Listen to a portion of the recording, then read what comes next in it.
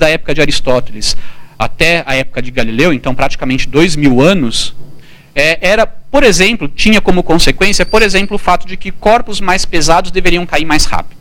Certo? Então esse era um preconceito, não vou nem dizer preconceito, essa era uma ideia que se tinha sobre a gravidade. Quanto mais pesado um corpo, mais rápido ele cai. E no nosso cotidiano, se você perguntar para uma criança de 5, 6 anos, para ela fazer alguns experimentos com algumas coisas e ver se tudo cai igual ou não, ele vai provavelmente chegar à conclusão, não, de fato, coisas mais pesadas caem mais rápido, é intuitivo que coisas mais pesadas caem mais rápido e coisas mais leves caem mais devagar. Galileu foi o primeiro que percebeu que esse efeito é um efeito, na verdade, que não é da gravidade, é um efeito espúrio devido à resistência do ar. O Galileu ele percebeu, não obviamente jogando pedrinhas, balas de canhão da Torre de Pisa, mas fazendo experimentos cuidadosos com planos inclinados, mas aqui obviamente eu vou representar, né, uso a liberdade poética aqui para usar isso, fazer esse diagramazinho aqui.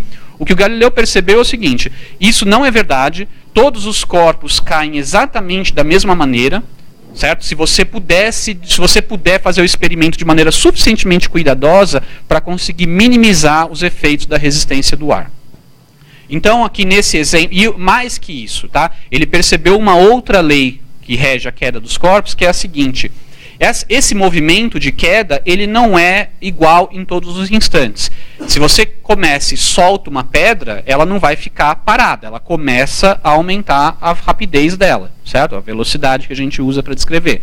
E esse aumento, ele continua, até que ele bate em alguma coisa, esse aumento continua, fazendo o seguinte: se você dividir o intervalo de queda, por exemplo, em 3 intervalos de tempos iguais, tá? Não importa quanto vale esse intervalo de tempo. Simplesmente faz isso. Pega o intervalo de tempo total de queda e divide em 3 intervalos iguais. E considera o quanto que aquela pedrinha ou aquela bala de canhão caiu. Ops, deixa eu só voltar aqui que não era para ter feito isso. Apertei o botão errado. Se você considerar o quanto que aquela bala de canhão caiu no primeiro intervalo de tempo, chama aquilo de uma unidade. Tá? É o que eu estou colocando aqui. Ó. Chama de uma unidade o quanto ele caiu no primeiro intervalo de tempo. O que o Galileu percebeu é o seguinte: no segundo intervalo de tempo, ele vai cair 3 daquelas unidades. No terceiro intervalo de tempo, mesmo intervalo, o intervalo de tempo tem a mesma duração. Só que o que está acontecendo é que ele vai percorrendo cada vez um espaço maior naquele mesmo intervalo de tempo. Então, ele percorreu uma unidade no primeiro intervalo, ele percorre 3 daquelas unidades depois. Depois ele percorre 5 daquelas unidades. Se continuasse, ele percorreria 7, 9 e assim por diante. Então ele percorre uma PA, né, nas distâncias em intervalos de tempos iguais. E outra coisa que ele percebeu, que é o mais importante para a gente essa progressão aritmética aqui é só uma curiosidade, né, não é tão relevante assim. Mas o que é mais importante para a gente... e outra curiosidade é o seguinte: se você somar, né, não considera só quanto ele andou em cada intervalo de tempo, mas quanto ele andou no intervalo de tempo total, é sempre um quadrado perfeito, né? Então aqui é 1, se eu somar esse com esse dá 4, se eu somar esse com esse dá 9 e assim por diante. Então é sempre um quadrado perfeito em relação ao intervalo de tempo. Que, para quem, né, lembra do ensino médio, ou quem está no ensino médio, quem lembra do ensino médio, é justamente a fórmula do MOVE, né, do movimento uniformemente variado, que depende quadraticamente com o tempo. Então é nada mais do que uma expressão dessa propriedade aqui. Tá? Só que uma coisa mais importante que ele percebeu é o seguinte: os movimentos em direções diferentes, em direções ortogonais, eles são independentes.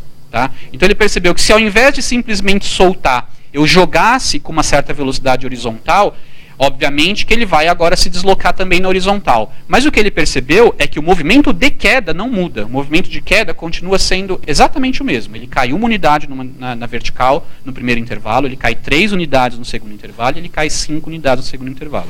Com a diferença de que agora, além de cair, ele também está andando para a direita. Então, mas ele está andando para a direita com o mesmo... em intervalos de tempos iguais, para a direita ele está andando exatamente a mesma quantidade, enquanto que ele está andando mais na vertical, certo? Se ele jogar com uma velocidade ainda maior, mesma coisa, agora ele vai se deslocar um pouquinho mais, mas, de novo, o movimento de queda é independente. O movimento de queda continua sendo, cai uma distância na direção vertical, no primeiro intervalo, 3 no segundo intervalo, 5 no segundo intervalo, e assim por diante. Então, o que ele percebeu é que primeiro, se você dá uma velocidade horizontal, aquela velocidade que é perpendicular ao movimento de queda, ela é mantida constante, certo? E o movimento de queda, ele é totalmente independente, atuando só na vertical, beleza? Então parece, hoje em dia, uma coisa óbvia, a gente aprende isso no ensino médio com muito mais matemática do que isso daqui. Aqui eu só estou fazendo uma representação geométrica do que a gente já está acostumado a aprender lá no ensino médio, né? Só que aí, e por que isso daqui é importante? Bom, porque o Galileu não fez muito mais do que isso, tá certo? Isso já foi muito, descobrir isso para ele naquela época já era muito. Só que a implicação disso, quem realmente conseguiu capturar toda a implicação disso, foi Newton. Tá? E o que o Newton percebeu é que se isso é verdade, que os movimentos são independentes, e que a tendência, né, ao contrário do que se achava, a tendência todos os corpos caem exatamente da mesma maneira, na direção vertical, e é mantido o movimento na direção horizontal, que no fundo é a lei da inércia, que o Galileu já tinha observado, embora a gente chame de primeira lei de Newton. O que o Newton percebeu é o seguinte: imagina que você vai aumentando essa velocidade horizontal, certo? Então eu vou jogar agora um pouquinho mais rápido. E agora, de novo, vou usar uma certa liberdade poética e artística para fazer um desenho exagerado, mas a ideia, né, vocês têm que pegar a ideia por trás, tá? Então o desenho exagerado, evidentemente, é esse daí. E o Newton pensou o seguinte: olha, esquece o ar, tira a resistência do ar, tira qualquer montanha que tenha lá na frente e você começa a aumentar a velocidade com que você joga.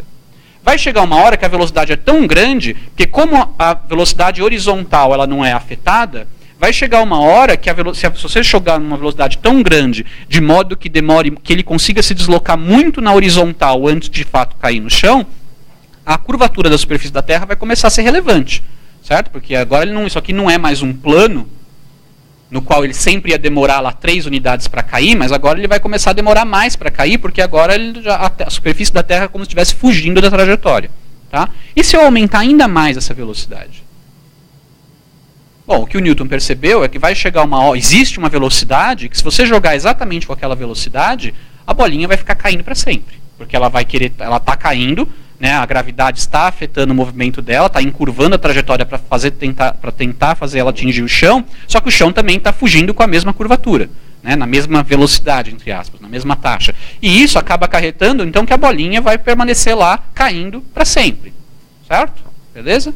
Só que aí o que ele pensou, e essa é a parte fundamental, que é o que eu estou dizendo aqui, que é uma das primeiras grandes revoluções na história do pensamento humano, é o seguinte: é perceber que isso não tem muita diferença disso. Certo? Então o que aquela bala de canhão estava fazendo aqui não é muito diferente do que a Lua está fazendo. Certo?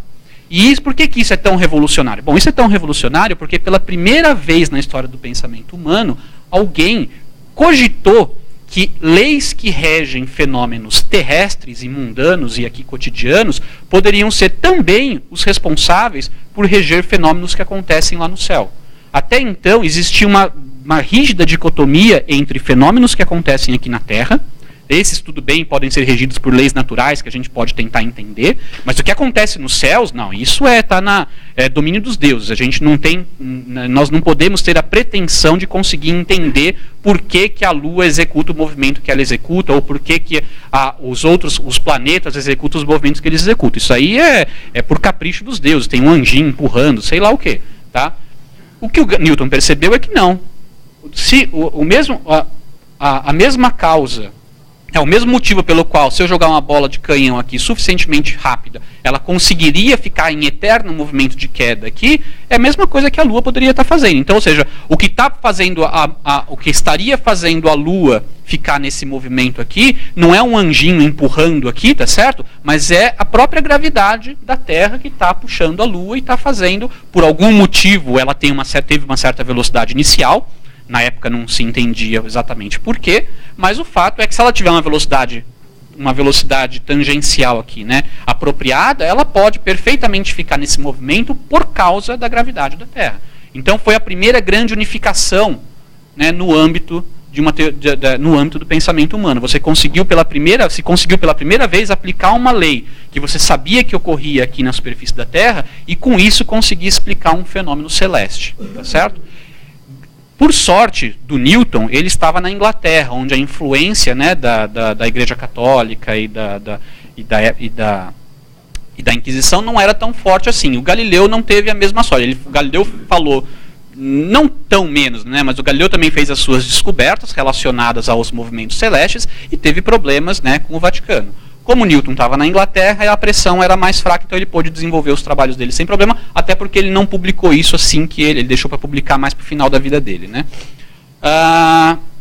E repare então que aqui a gente tem um primeiro exemplo da gravidade estando no centro de uma revolução do pensamento. A gravidade, você podendo usar essa gravidade, que é o que, né, faz com que uma simples pedra, uma simples maçã caia aqui na Terra, é a mesma que é responsável pelo movimento da Lua lá no céu. Ok? E é por isso que é chamada lei da gravitação universal, porque o Newton então disse, olha, então talvez a gravidade, esse efeito aqui de queda, o que provoca isso, na verdade, atua em todo o universo, não só aqui na Terra e não só da Terra em relação aos corpos aqui na imediação, atua em todo o universo. E então é por isso que ficou conhecida como lei da gravitação universal. Não teria a jurisdição dessa lei não é restrita à superfície da Terra ou à Terra, mas ela é aplicável a todo o universo. Ok. Deixa eu ver aqui. Só por curiosidade, né, qual teria que ser essa velocidade da bala de canhão aqui para ela realmente conseguir fazer isso, considerando a idealização que você não tivesse a resistência do ar, que você não tivesse a casinha ali para bater a bola de canhão na parede e cair, que você não tivesse a montanha ainda mais atrás, certo? Considerando todas essas hipóteses, certo? Nada realistas, mas só para ilustrar o conceito, você teria que jogar essa bala de canhão com uma velocidade de 8 km por segundo. É muito rápido, certo? 8 km por segundo. Eu viria de São Carlos aqui, tá certo? Em um pouco mais de 10 segundos. Certo? Um pouco mais de 10 segundos estaria aqui. Tá, ok? Então é uma velocidade extremamente alta, certo? A Lua, por ela estar mais afastada, ela não precisa estar com uma velocidade tão grande, mas ainda assim é uma velocidade bastante grande. 1 km por segundo é de fato... O Newton calculou isso, certo? Calculou qual era né, a aceleração que ela tinha que ter e tudo mais. Então essa é a velocidade que a Lua tem para orbitar em torno da Terra e que permite com que ela, naquela distância que ela está, ela consiga seguir uma órbita, ficar em eterna queda. Né, não em direção à Terra, mas provocada por uma força de gravidade que está atraindo ela para a Terra. E a própria Terra também está num movimento orbital de eterna queda, só que é em relação ao Sol. Né, e a velocidade com que a Terra está em relação ao Sol é bem maior, é 30 km por segundo. Porque embora ele esteja muito mais afastado do Sol, o Sol tem uma força gravitacional muito grande. Certo? Se você diminuísse a velocidade do mesmo, né, o que acontece se a gente de repente parasse aqui, né, a Terra, ou diminuísse muito a velocidade dela? Bom, ia acontecer a mesma coisa que aconteceria com a Lua se você começasse a diminuir a velocidade dela, que é a mesma coisa que aconteceria com a bala de canhão se você diminuísse a velocidade dela. Ela cairia, certo? Então a Lua cairia na Terra, essa bala de canhão cairia na Terra e a Terra cairia no Sol. Então essa velocidade é a velocidade apropriada para que a Terra consiga manter a distância até o Sol aproximadamente constante. 30 km por segundo é a coisa mais rápida na qual a gente já montou. Certo? Mesmo as coisas que o homem já construiu, chegam nessa ordem de grandeza, mas não chegam a 30. O homem já construiu e montou em cima, obviamente, certo? Porque em aceleradores de partículas a gente consegue fazer partículas chegar quase à velocidade da luz. Mas que o homem realmente montou em cima, a coisa mais rápida foram os foguetes que levaram o homem para a Lua, né, que chegavam a 11 km por segundo. Maior do que essa daqui, evidentemente, porque eu tenho não só que entrar em órbita, mas eu tenho que conseguir escapar da superfície da gravitação da Terra e chegar até a Lua. Ok?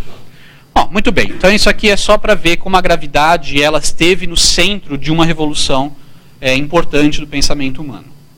Só que não foi a única. Tá? Aí passaram, desde a época de Newton até a época do Einstein, passaram-se alguns séculos, né? E o entendimento da gravidade permaneceu como sendo aquele dado pela teoria da gravitação de Newton, que tem a sua equação lá, a gravidade é uma força que atrai corpos proporcionalmente a produto das suas massas, inversamente proporcional ao quadrado da distância e tudo mais, não importa, para a gente aqui agora, mas existia essa ideia então de que a gravidade era uma força atuando entre matéria, certo? E aí, bom, em 1905, deixa eu só ver aqui. Ops, não, deixa eu voltar aqui. Quebrou o suspense, né? Deixa eu voltar aqui. Eu tenho que falar uma historinha aqui antes, porque eu não sabia se tinha slide para isso ou não. Então, a teoria da gravidade permaneceu como sendo a teoria de Newton por séculos. E com um grande sucesso, tá? Foi a primeira vez que a gente conseguiu usar uma teoria feita pelo homem, né? Para prever a existência de planetas no sistema solar. Tá? Então, por quê? Como, obviamente, a teoria de Newton tem a sua equação matemática muito precisa e tudo mais, as pessoas começaram a aplicar a teoria de Newton para descrever, né, para entender a órbita, o movimento planetário e tudo mais. E tinha um planeta, né, o mais afastado conhecido até então, que era Mercúrio, Vênus, Terra, Marte, Júpiter, Saturno, Urano, certo? Eu sempre tenho que fazer isso para lembrar qual é quem vem antes, Urano ou Netuno, né? Urano, tinha Urano, e se você olhasse em detalhes e fizesse observações precisas da órbita de Urano, você se calculava de que você não conseguia explicar exatamente a órbita dele só com os planetas já conhecidos mais o Sol. Porque assim, não é só o Sol que obviamente exerce influência na Terra, ou em Marte, ou em qualquer outro planeta do sistema solar. Os outros planetas também exercem. A maioria deles é desprezível porque a massa é muito pequenininha. Mas Júpiter é muito importante. Júpiter e Saturno dão uma contribuição, principalmente Júpiter, dá uma contribuição bastante importante. Então isso afeta as órbitas. Então as órbitas não são elipses perfeitas ou círculos perfeitos, mas tem pequenas irregularidades devido à influência dos outros planetas do sistema solar. E Urano tinha tinha irregularidade na órbita dele, que mesmo que você levasse em consideração a gravidade, o efeito gravitacional do Sol e de todos os planetas conhecidos até então, não dava conta de explicar exatamente a órbita de Urano. Explicava muito bem, mas não exatamente com a precisão que se tinha observado. E aí, um astrônomo e matemático brilhante, Urbain Le Verrier, ele cogitou o seguinte: se existir um planeta além de Urano, né, mais afastado do Sol do que Urano, que a gente ainda não conseguiu observar, tá? Mas que tivesse uma órbita desse jeito e uma massa desse jeito, a influência gravitacional desse planeta hipotético seria suficiente para explicar essa irregularidade na órbita de Urano. Então a questão é a seguinte: ou você diz, não, a órbita de Urano não está sendo explicada exatamente, porque assim, a gravitação de Newton não é exata, ela é uma boa descrição, mas ela não é exata, a gente não confia nela nesse ponto de zero, sei lá, de quantas casas depois da vírgula. Ou o Urbain Le Verrier, na verdade, adotou a postura oposta, falou, não, a gente confia na gravitação newtoniana. Se a gravitação newtoniana realmente estiver correta, então tem que existir algum outro corpo exercendo uma influência gravitacional sobre Urano que a gente não está observando.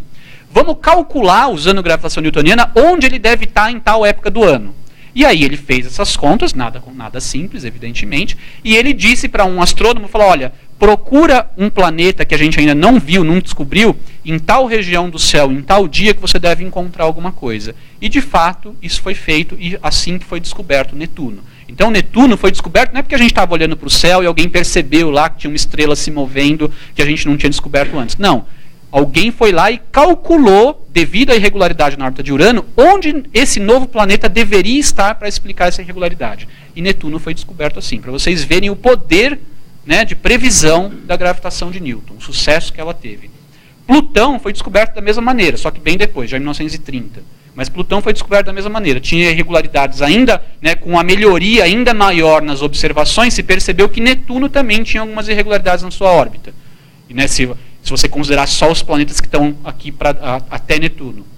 E aí, de novo, se postulou a existência de um nono planeta, que hoje em dia é rebaixado, tudo bem, não é mais planeta, mas ainda assim é um corpo celeste, com uma certa massa que não é também enorme, mas é o suficiente para provocar anomalias na órbita ou irregularidades na órbita de Netuno, e aí também isso possibilitou a gente descobrir Plutão desse jeito. Então, para vocês verem o poder preditivo da gravitação de Newton. Tá ok? Beleza. Então a gente estava muito feliz com a gravitação de Newton, falando, beleza, a gente entende a gravidade, que é uma beleza, tá ok? Só que aí veio um chacoalhão no edifício da física no começo do século XX. Tá? Em 1905, para explicar outras coisas que estavam sendo observadas, que era o fato de que a velocidade da luz é constante, ela tem sempre o mesmo valor, não importa como você meça de ponta cabeça em movimento, num foguete muito rápido, obviamente que a pessoa não fez ainda num foguete muito rápido, mas assim, não importava como que era o experimento que você fazia, qual era o estado de movimento da fonte luminosa ou do observador fazendo a medida da velocidade, a velocidade da luz dava sempre a mesma. Infelizmente não vou poder discorrer muito sobre isso, que é um outro seminário, não é ainda a indireta, mas pode ser outra, né? Sobre relatividade restrita, que é dessa tentativa de explicar como que é possível uma velocidade ser absoluta, e é só a velocidade da luz que é absoluta, nenhuma outra velocidade é absoluta, e quando eu digo a velocidade da luz, é o valor da velocidade da luz, tá? Então, 300 mil km por segundo aproximadamente, ou que é 299, alguma coisa, é o único valor de velocidade que é absoluto. Qualquer coisa que tenha aquela velocidade, tem aquela velocidade em relação a qualquer observador, qualquer sistema. Isso é muito, se vocês não estão conseguindo captar o quão estranho é isso, é porque vocês não estão entendendo o que eu estou dizendo, porque nenhuma outra velocidade é absoluta, né? Se eu estou lá na estrada, e eu estou parado na beira da estrada e passa um carro aqui a 100 km por hora em relação a mim. Porque basicamente o velocímetro dele está marcando 100 km por hora porque é em relação ao chão, né? E eu estou parado no chão. Aí vem um outro carro no outro sentido também a 100 km por hora. Beleza. Em relação a mim, se eu fosse fazer qualquer experimento que medisse a velocidade daqueles carros, eu descobriria que cada um deles tem 100 km por hora. Ótimo. Agora, se esse mesmo aparato de medida, um radarzinho, né, hoje em dia não precisa nem, tem um radar, se um cara que está dentro do carro lá, ele aponta o radar para o outro carro, ele não vai ver 100 km por hora para o outro carro, certo? Ele vai ver quanto? 200, tá certo? Por quê? Porque o conceito de velocidade é um conceito relativo. A velocidade da luz não é assim. Se existisse um radar, né, para você medir a velocidade da luz, não importa quem carregasse esse radar, mediria sempre o mesmo valor para a velocidade da luz. E você, de fato, não usa um radar, porque, afinal de contas, o radar usa a própria onda eletromagnética para fazer a medida, então você tem que fazer de outro jeito, mas o fato é esse. Isso é um fato extremamente bem comprovado experimentalmente, que a velocidade da luz é sempre, sempre, sempre a mesma. Não é que ela muda só um pouquinho, que é 300 mil km por segundo, mais um pouquinho, porque a velocidade do carro é muito pequenininha. Não é. É sempre exatamente o mesmo valor. Tá?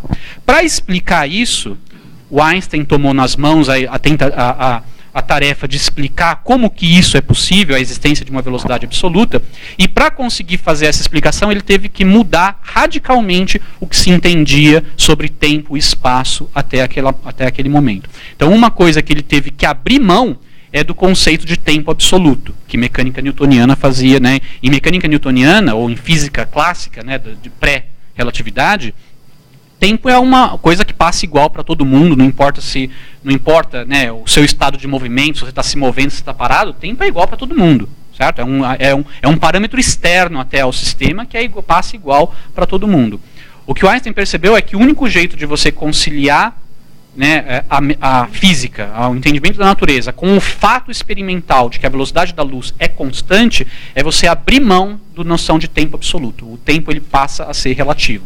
Ele tem que ser relativo. Então, o passar do tempo é diferente dependendo do seu estado de movimento. É óbvio, como você sempre está parado em relação a você mesmo, você nunca vai perceber essa mudança no passar do tempo. Mas você pode comparar com o de outros. Então, se alguém estiver se movendo em relação a mim, eu vou ver o tempo dele passando mais devagar do que o meu. E é simétrico. Como eu é que estou em movimento em relação a esse outro, ele vai ver o meu tempo passando mais devagar. E não há nenhuma contradição nisso. Então, a primeira coisa, quando alguém lê alguma coisa sobre relatividade, né, falando isso, de que o tempo passa mais devagar para quem está se movendo, é já achar que achou uma falha na relatividade, porque não é possível, né, que eu vejo você está se movendo, eu vejo o seu tempo passar mais devagar e, concomitantemente, você veja o meu tempo não passar mais rápido, mas também passar mais devagar. Não tem como, né? Se um passa mais rápido do que o outro tem que passar mais devagar.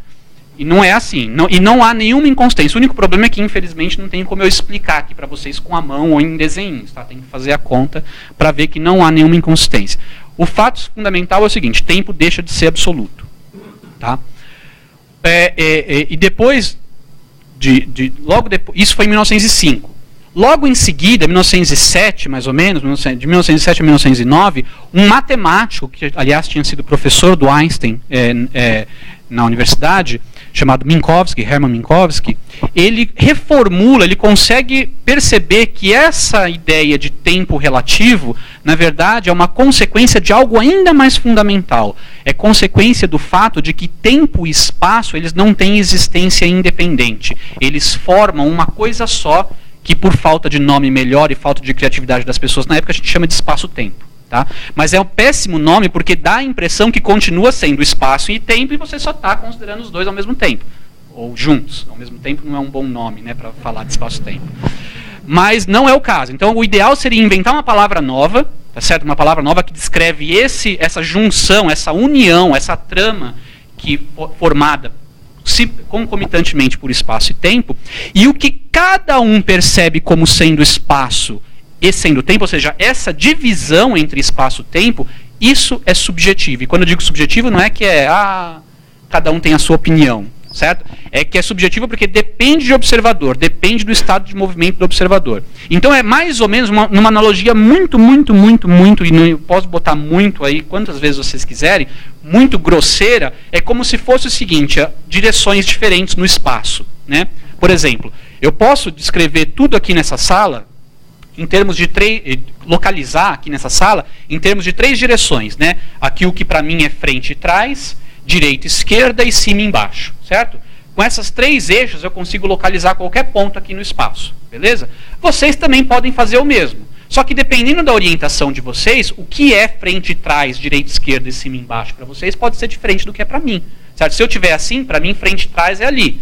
Mas o que é para mim é a direção frente e trás, para vocês é uma combinação de frente e trás e direita e esquerda, certo? Tudo bem?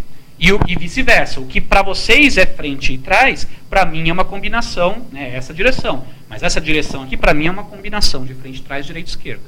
Bom, é a mesma coisa para tempo e espaço. Tá? O que existe é um espaço de 4 dimensões que tem tempo e espaço juntos, e essa separação, essa percepção distinta entre o que é tempo e o que é espaço, depende, aí não é da orientação do observador, mas depende do estado de movimento que ele tem. Tá certo? E é por isso que o tempo passa a ser relativo, porque então, diferentes observadores, um se movendo em relação ao outro, vão fazer uma separação diferente desse espaço-tempo, que é igual para todo mundo, em o que é espaço e o que é tempo. Tá certo? É isso, nesse slide eu precisava chegar nisso, no conceito de espaço-tempo como sendo uma coisa única. Tá ok?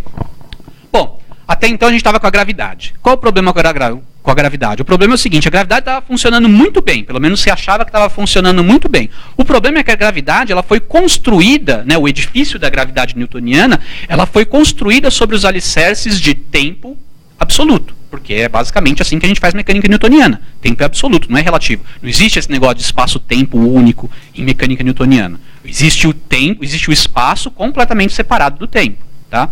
Então o problema é o seguinte, embora o edifício parecesse funcionar muito bem, tá lá em pé bonitinho, ele estava baseado em premissas que a gente tinha descoberto, que, né, graças ao Einstein e observações experimentais, que era falso. Podia ser uma ótima aproximação, mas a rigor, como verdade mais fundamental, era falsa.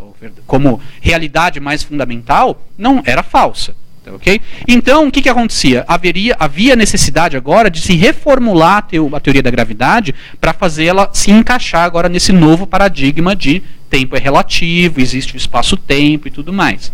Okay? E o próprio Einstein tomou essa tarefa para si em 1900. Ele estava meio exausto em 1905, né? Ele publicou 5 grandes trabalhos, chamado Ano Milagroso, né, dele. E aí ele estava um pouco cansado, mas ele tomou essa tarefa para si já nos próximos anos, de tentar achar uma teoria da gravidade que, primeiro, fosse tão boa, pelo menos tão boa quanto a de Newton para descrever a natureza, né, porque a de Newton até então não se sabia que ela tinha nenhum problema, mas que fosse não baseada em ideias newtonianas de tempo absoluto, mas fossem baseadas nesse novo conceito, nesse novo paradigma de espaço-tempo. Tá ok? E ele demorou 10 anos para conseguir fazer isso. Tá? Não foi uma tarefa fácil, só que uma das primeiras grandes ideias que ele teve para conseguir, né, então foi o primeiro passo na direção certa para achar essa nova teoria da gravidade, foi perceber um significado profundo num fato que já era conhecido desde a época do Galileu, que era aquela de que todos os corpos caem exatamente da mesma maneira num campo gravitacional. Porque ele percebeu o seguinte, ele tem a relatividade que ele montou em 1905 era ótima, funcionava perfeitamente bem, mas não englobava a gravidade. Porque a gravidade até então era descrita pela teoria de Newton, que não era consistente com essa ideia de tempo relativo. Tá? Mas ele tinha uma boa teoria, tirando a gravidade, ele tinha uma ótima teoria, já bonitinha. Tá? E o que ele percebeu foi o seguinte, olha, se eu tiver num campo gravitacional Aqui é a superfície da Terra e aqui tem um carinha. O problema é o seguinte, eu fiz essa apresentação no Windows e agora eu estou apresentando ele no Mac. E o problema disso é que, devido à inimizade, né, intrínseca entre esses sistemas, alguns desenhos que eu fiz desapareceram. Tá? Então isso aqui era para ser a cabine de um elevador. Tá, ok?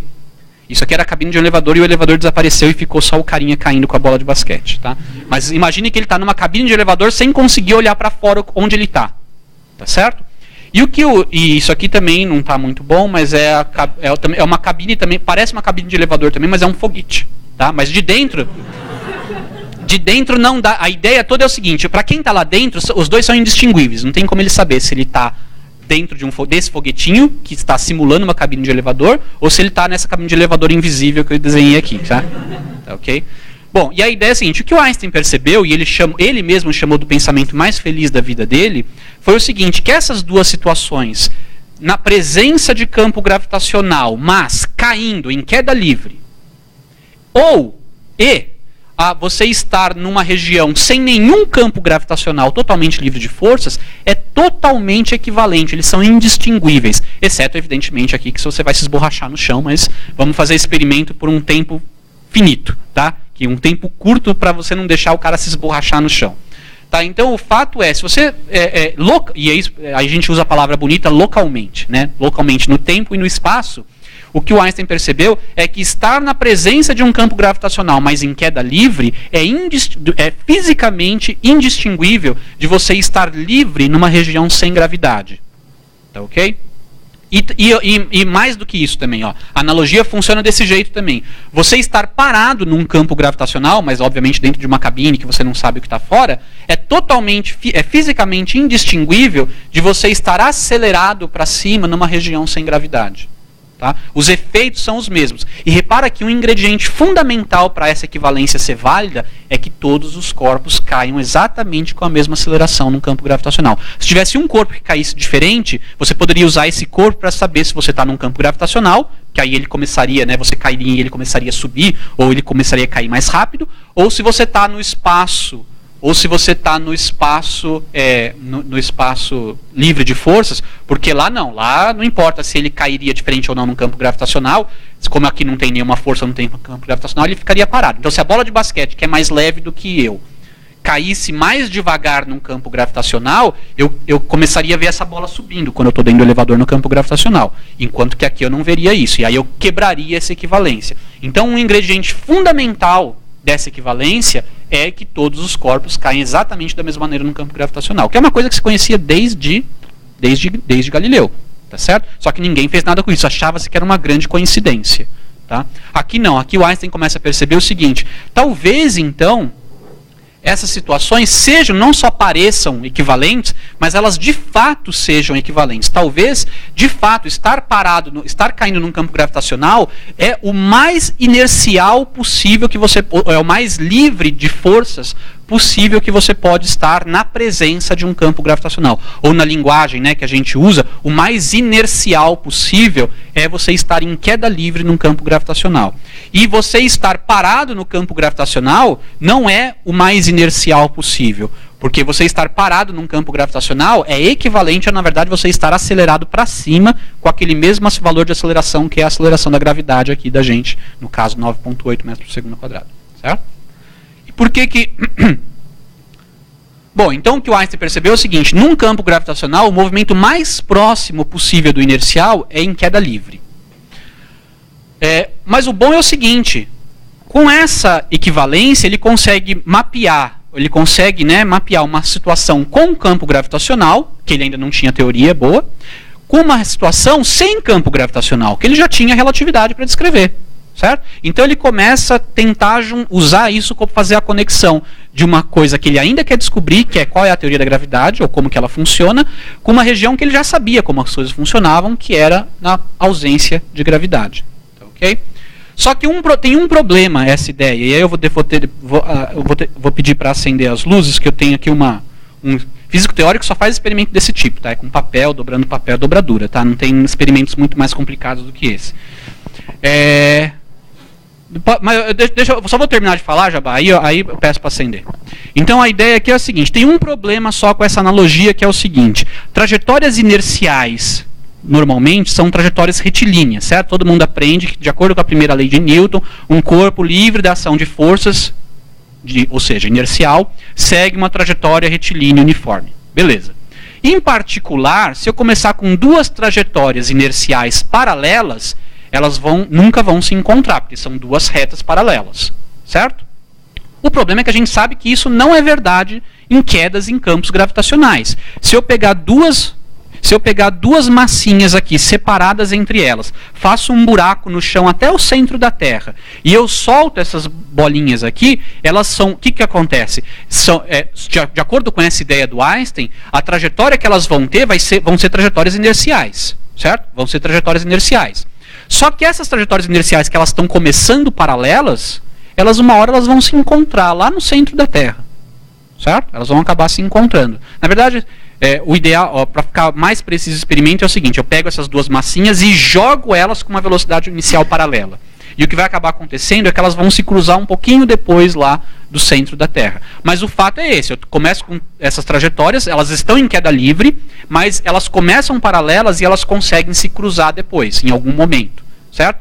E isso é um problema, porque trajetórias inerciais que a gente está acostumado são coisas que, se começam paralelas, continuam paralelas para sempre e nunca se encontram. E aí, como então fazer essa ideia de que trajetórias em queda livre são inerciais vingar? E aí teve a segunda grande genialidade dele, que aí sim, agora eu peço para acender as luzes, para demonstração, por experimento de físico teórico.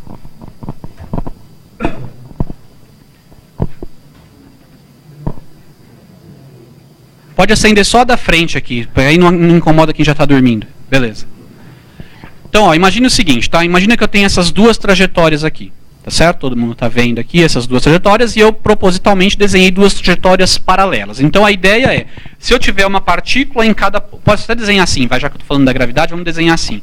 Se eu colocar uma partícula aqui em cada posição e jogar elas com a mesma velocidade para baixo, se eu tivesse no espaço sem gravidade, essas trajetórias aqui elas poderiam se estender, né, para o infinito e nunca se encontrariam, porque são trajetórias retilíneas uniformes. Beleza. O que o Einstein percebeu é o seguinte: mas se eu quero descrever a gravidade como sendo... se eu quero descrever a gravidade como de tal maneira que trajetórias em queda livre sejam trajetórias inerciais, eu vou ter que fazer alguma alteração nisso. Então a ideia é a seguinte: normalmente, aqui está o desenho da Terra, muito tosco, eu sei, me desculpem, meus talentos artísticos não vão muito além disso, certo? Desenhar uma bola num programa que já faz a bola para você. Então aqui estaria a Terra, certo? Normalmente a gente desenharia a Terra. Eu vou ter que também pedir para vocês exercitarem um pouquinho a imaginação de vocês e imaginarem agora, porque eu não vou conseguir fazer desenhos tridimensionais. Então imagine o seguinte: imagine que nós fôssemos seres bidimensionais. Esquece uma terceira dimensão, tá? Então a Terra seria esse círculo aqui. Tudo bem? Beleza. Então a questão é a seguinte: como que eu consigo fazer que, se eu estiver na presença da Terra, essas duas trajetórias aqui continuem sendo retilíneas, mas elas possam começar paralelas e elas acabam se cruzando? Eles falaram: não, é absurdo, é impossível, não tem como. E aí vem a genialidade do Einstein, né? Que ele percebeu que tem um jeito de fazer isso. Tem como você fazer trajetórias retilíneas acabarem se cruzando, tá? E uma ideia é a seguinte, ó. Vocês vão falar: mas isso é trapaça. Bom, não é trapaça, tá? Ó, aqui eu desenhei, por enquanto só acredita em mim, tá? Eu desenhei duas trajetórias que são retilíneas. Tudo bem? Elas, né, são iguaizinhas às outras. Eu fiz um cut and paste, tá? São idênticas, tá? Então, e aqui eu desenhei o que seria a Terra. Tudo bem? Só que a ideia é a seguinte: e se a Terra provocar... Isso aqui está fazendo o papel do meu espaço, né? Ou do meu espaço-tempo. E se a Terra ela provocar uma distorção na geometria desse espaço, desse modo aqui, ó. Agora meus talentos manuais. Nós somos seres bidimensionais que vivemos nessa folha de papel. Então nós não temos consciência dessa outra dimensão aqui. Tá certo? Se uma formiguinha ou nós estivéssemos seguindo cada uma dessas trajetórias aqui, nós garantiríamos, juraríamos de pé junto que cada uma dessas duas trajetórias é uma linha reta. Por quê é uma linha reta? Porque não tá, naquele meu papel ela não está nem se desviando para a direita e nem se desviando para a esquerda. Tá? No papel. Aí você fala: não, mas é curva porque estou vendo que está torto. Não, mas para quem vivesse nesse espaço aqui bidimensional, não teria como perceber essa outra dimensão na qual essa folha está curvada. Tá, ok? Então o que o Einstein percebeu é o seguinte: se ele considerar que a gravidade, na verdade, é a propriedade que matéria tem de distorcer a geometria do espaço-tempo, você consegue implementar a ideia de que trajetórias em queda livre, como essas duas aqui, são trajetórias retilíneas, o mais retilínea possível naquele espaço-tempo, só que o problema é que é uma trajetória retilínea num espaço que é curvo. Então pode acontecer coisas esquisitas como essa. Trajetórias que começam paralelas acabam se cruzando, como é o efeito da gravidade, por exemplo. Tá certo? Então ele percebeu que o jeito de implementar essa ideia de que trajetórias, essa equivalência, né, de que corpos em queda livre são inerciais, são garantidamente inerciais e, portanto, tem que seguir a trajetória mais retilínea possível naquele espaço-tempo, não é só no espaço, é no espaço-tempo. O jeito era você considerar que você poderia ter um espaço-tempo que não é plano, mas que ele é distorcido, a sua geometria ele é distorcida, ele é curvado. O problema é o seguinte: aqui eu estou fazendo uma curvatura em...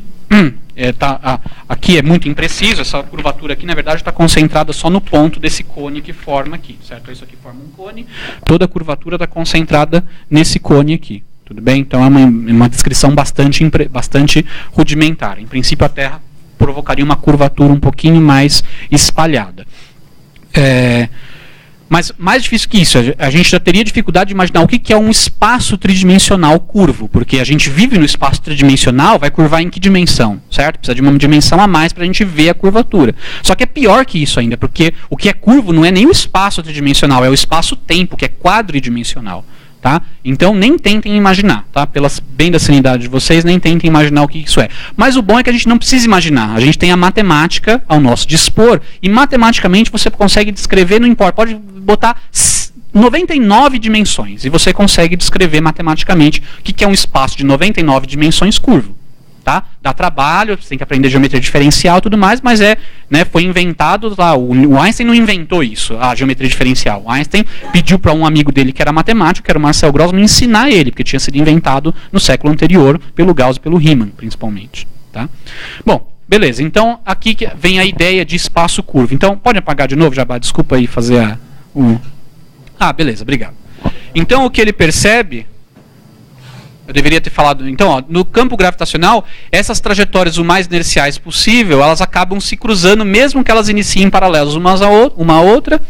E aí a questão é, seria possível descrever essas trajetórias inerciais num campo gravitacional como sendo retas? O que poderia fazer retas inicialmente paralelas se interceptarem? E a ideia é justamente essa. É você colocar uma curvatura no espaço-tempo. Então, matematicamente, tudo é bem definido. Tá, ok? Então, qual é a mudança de visão que a gente tem? A mudança de visão é a seguinte.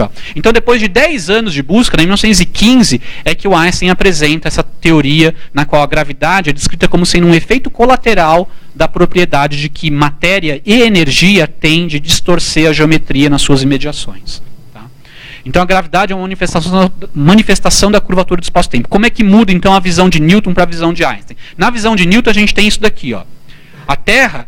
A tendência da Terra, por inércia, seria seguir uma trajetória retilínea, porque ela já tem uma certa velocidade. Como tem uma força, essa força tira ela a todo momento da sua trajetória retilínea, senão ela sairia pela tangente, e obriga ela a executar esse movimento aqui. Então, na visão newtoniana, o movimento da Terra não é um movimento inercial, é um movimento sujeito à ação de uma força, que é a força gravitacional. Beleza? Na visão de Einstein, não. Abole-se a força gravitacional. Não existe força gravitacional. O que existe é o seguinte: o Sol distorce a geometria do espaço-tempo à sua volta e a Terra, completamente livre da ação de forças, vai tentar andar na trajetória mais retilínea possível já que está livre da ação de forças. O problema é que, como o Sol distorce devido à sua grande massa, distorce a geometria à sua volta, o que é uma linha reta, o mais reta possível, nessa geometria aqui, ela vai acabar tendo o aspecto espacial de uma elipse. Tá? E você faz a conta e de fato dá certo. É isso mesmo que acontece. Tá, okay? Então, nessa linguagem, isso implementa qual a ideia? A ideia de que coisas caindo em queda livre, lembra que órbita é uma queda livre, isso já desde Newton se sabe, que uma órbita é um movimento de queda livre, coisas em queda livre, na verdade, são inerciais, são livres da ação de força. Não existe força gravitacional. Tá? E, como não existe força gravitacional? Olha aqui meu peso, olha aqui como eu estou ficando mais gordinho, eu subo na balança, cada vez não tem 1 quilo a mais lá. O que você está medindo quando você sobe na balança? Você está medindo a força normal. tá certo? O que você está medindo é justamente aquela equivalência de que se você tivesse em queda livre, se não tivesse a balança nem o chão, você estaria em queda livre. Beleza, ali sim não tem nenhuma força atuando sobre você, nem força-peso, porque não existe. Força-peso é uma força, na visão newtoniana, é justamente a força gravitacional, né? Para relatividade geral não existe força-peso, tá ok?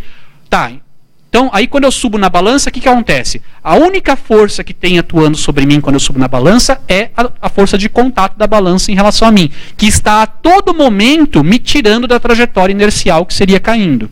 Tá? E para me tirar da trajetória inercial, o que eu preciso? De uma força resultante diferente de zero, que é justamente a força normal. Então quando eu estou aqui agora, todos aqui agora, nós não estamos com resultante nula, nessa linguagem da relatividade geral. Nós estamos com uma resultante de forças para cima, exatamente com a intensidade necessária para tirar a gente a todo instante da trajetória inercial, que seria aquela caindo. Tá ok? E é por isso que quando você sobe na balança, você está medindo, na verdade, a força normal, né, e não a sua força-peso, na verdade. A força-peso, para quem, né, só fazer um comentário um pouco mais técnico para quem é mais interessado, a força-peso passa a ter um papel aqui de uma força de inércia. É o mesmo papel desempenhado pela força centrífuga.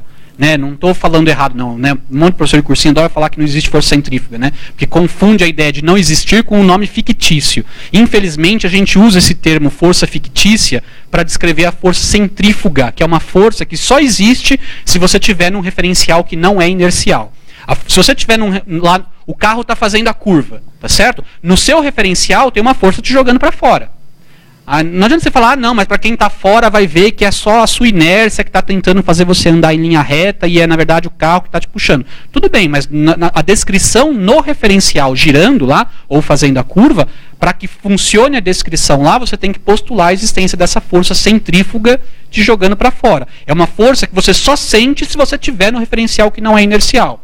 Força-peso tem o mesmo status agora. A força-peso, ela não é uma força legítima, certo? Não existe a força-peso. O que existe é, se você está num referencial não inercial, como o nosso aqui agora, que está sendo todo momento tirado do referencial do movimento inercial, aí a gente tem que postular a existência dessa força-peso para explicar o fato de por que a normal não está fazendo eu subir, certo? Mas nós estamos acelerados para cima aqui a todo momento, que acelerar significa simplesmente ser tirado da trajetória inercial, que no caso da relatividade geral é a queda.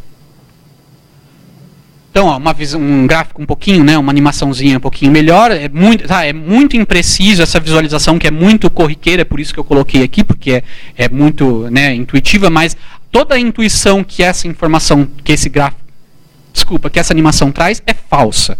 Tá, ok? Então, não sei se de fato seria útil colocar, mas como é muito popular, eu coloquei. Uma descrição um pouquinho melhor seria uma distorção do espaço, né? É melhor do que descrever só a distorção de uma superfície, seria uma distorção de espaço aqui. Mas até isso é impreciso, porque o que é distorcido, como eu disse para vocês, é o espaço-tempo.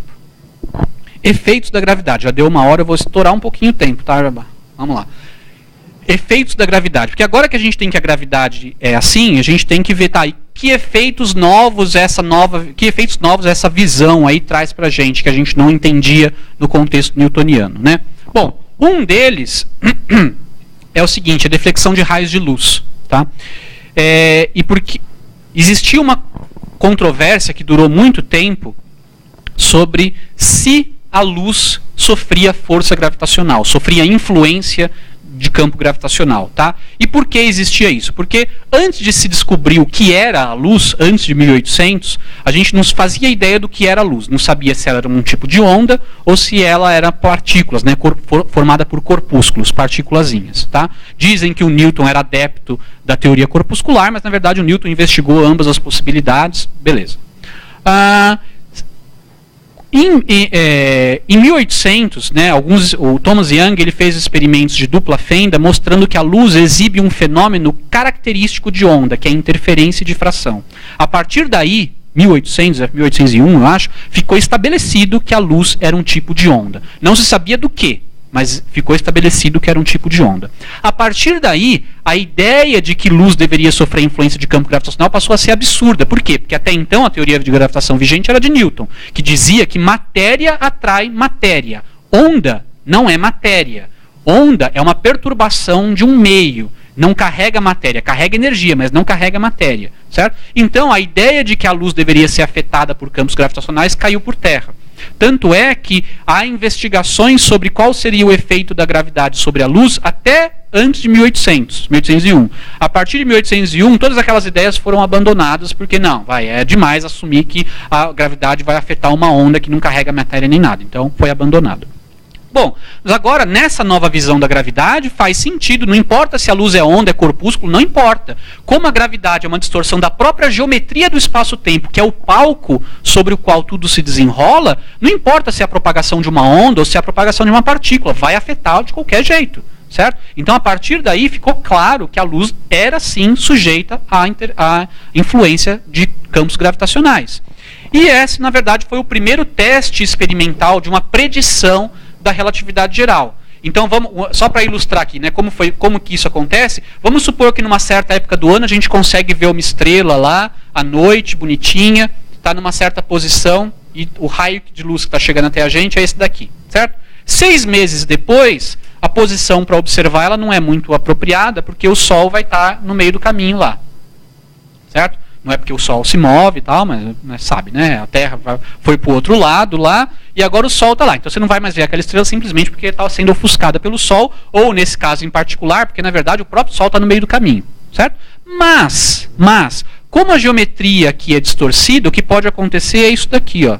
Aquele raio que estava pegando na gente não vai mais pegar. Mas um raio que passe rasante aqui, dependendo das configurações aqui, pode ser que algum desses raios consiga atingir a Terra, porque ele vai tentar andar em linha reta, mas numa geometria que é distorcida, e portanto vai fazer uma trajetória aqui curvada, e a gente vai enxergar essa estrela. Só que a impressão que a gente vai ter é que essa estrela, na verdade, está com uma posição aparente diferente. É óbvio que a gente não vai ver a estrela no meio do Sol, certo? A gente veria a estrela, se a gente conseguisse ver, prolongando os raios de luz aqui, que chegou até a gente acharia que a posição aparente dela foi deslocada.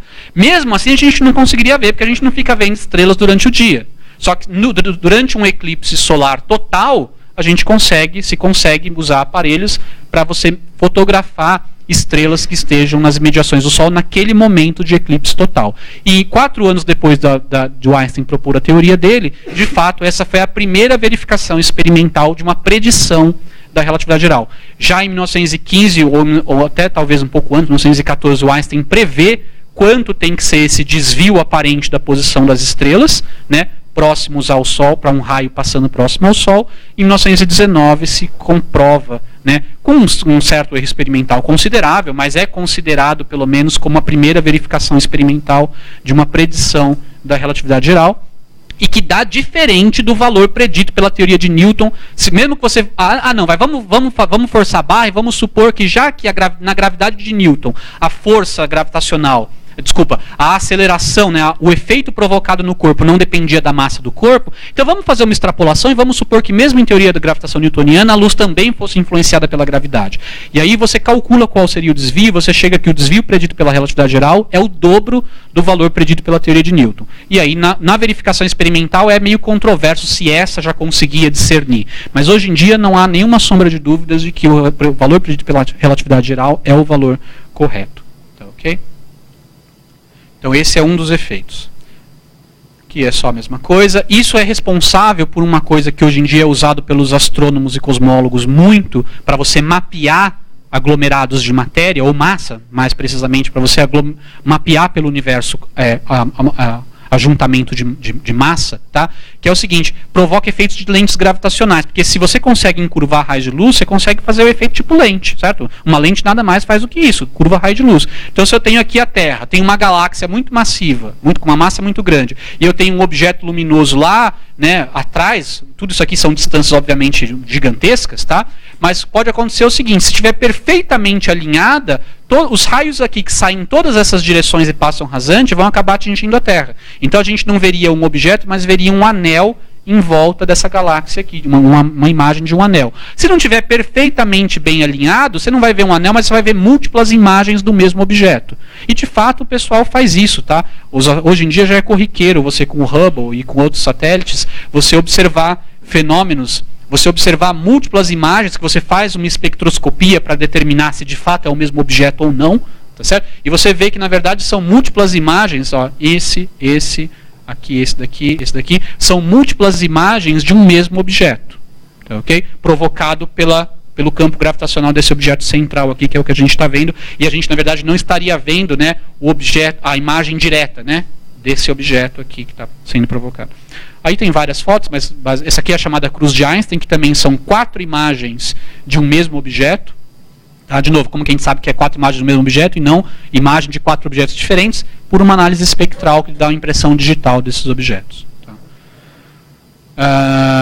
Aqui é a mesma coisa, é a mesma foto, isso aqui é só as mesmas coisas. Tá? Devido ao tempo eu vou pular algumas coisas, então esse deslocamento da frequência aqui eu vou pular, mas o fato é que a luz também é para ela conseguir escapar, como você tem um certo esticamento do espaço à medida que você se afasta do campo gravitacional, você tem que a frequência, né, a frequência diminui. Quando um raio de luz está saindo de uma região de curvatura maior, indo para uma região de curvatura menor, a frequência dela é elevada para valores menores. A gente chama isso de desvio para o vermelho, mesmo que não esteja indo de fato para o vermelho. Tá? E se estiver caindo, aumenta a frequência. Mas uma coisa mais interessante de tudo é o seguinte: a gente já tinha aprendido em relatividade restrita que o tempo não era absoluto, que o passar do tempo depende do estado de movimento da pessoa, né, do observador. Agora, como a matéria ela não distorce só o espaço, ela distorce o espaço-tempo, né, que significa, né, por que ela não distorce só o espaço? Porque lembra, desde relatividade restrita não existe só espaço e só tempo independentemente. Eles formam uma coisa única, quadridimensional, que cada um percebe diferentemente o que é separação, o que é na direção espacial e o que é direção temporal. Bom, agora essa distorção do espaço-tempo provoca alguns efeitos, como por exemplo também a distorção do tempo percebido por um observador. Então o que acontece é o seguinte: quanto mais intenso o campo gravitacional, mais devagar o tempo passa. Tá? Então, isso aqui obviamente é uma dramatização exagerada, né, de que no térreo estaria o tempo passando mais devagar do que no último andar do prédio. Mas, surpreendentemente, foi exatamente num prédio, na torre de física de Harvard, que esse efeito foi medido pela primeira vez na década de 50. Tá? Então, de fato, o tempo passa mais devagar. Não sei os detalhes técnicos do experimento, que eu já vou frisar mais uma vez, eu sou físico teórico, tá? Não me pergunte os detalhes experimentais, que eu não conheço, mas vocês podem certamente procurar e achar, porque está bem documentado. E o que você tem é que foi verificado pela primeira vez que o tempo passa mais devagar aqui do que aqui, simplesmente porque aqui está mais numa região de um campo gravitacional um pouco mais intenso, porque está mais próximo do centro da Terra, a curvatura é maior. Hoje em dia, você não precisa mais disso. Hoje em dia, a gente tem no nosso bolso uma prova experimental desse fato aqui, certo? Que é o GPS. Muitos de vocês já devem ter ouvido falar como é que funciona o sistema GPS. Ele é baseado na troca de informação de sinais do seu aparelho celular, onde quer que seja o GPS do seu carro, o seu celular que tem GPS, com os satélites que estão, sei lá, né, 22 mil quilômetros de altura, algo do gênero. Tá? Tem aqui, só para não falar. 20 mil quilômetros de altura. Tá? Então eu tenho uma rede de satélites orbitando a Terra a 20 mil quilômetros de altura, mais ou menos, tá certo? De modo que, pelo menos, que para qualquer ponto, em qualquer ponto do globo que você esteja, tem pelo menos 4 satélites no seu horizonte, tá, visíveis para você, em linha reta, tá, ok? Para que seja possível você trocar o seu aparelhinho, trocar sinal com pelo menos 4 satélites. Por quê? Porque aí você faz uma quadrangulação, que é um procedimento um pouco mais elaborado do que uma triangulação, para descobrir exatamente em que ponto da Terra você está, e além disso você ganha de quebra uma precisão no relógio, que é a precisão de relógio atômico, que é o relógio que esses caras aqui carregam. Cada satélite desse tem um relógio atômico neles. Tá, okay?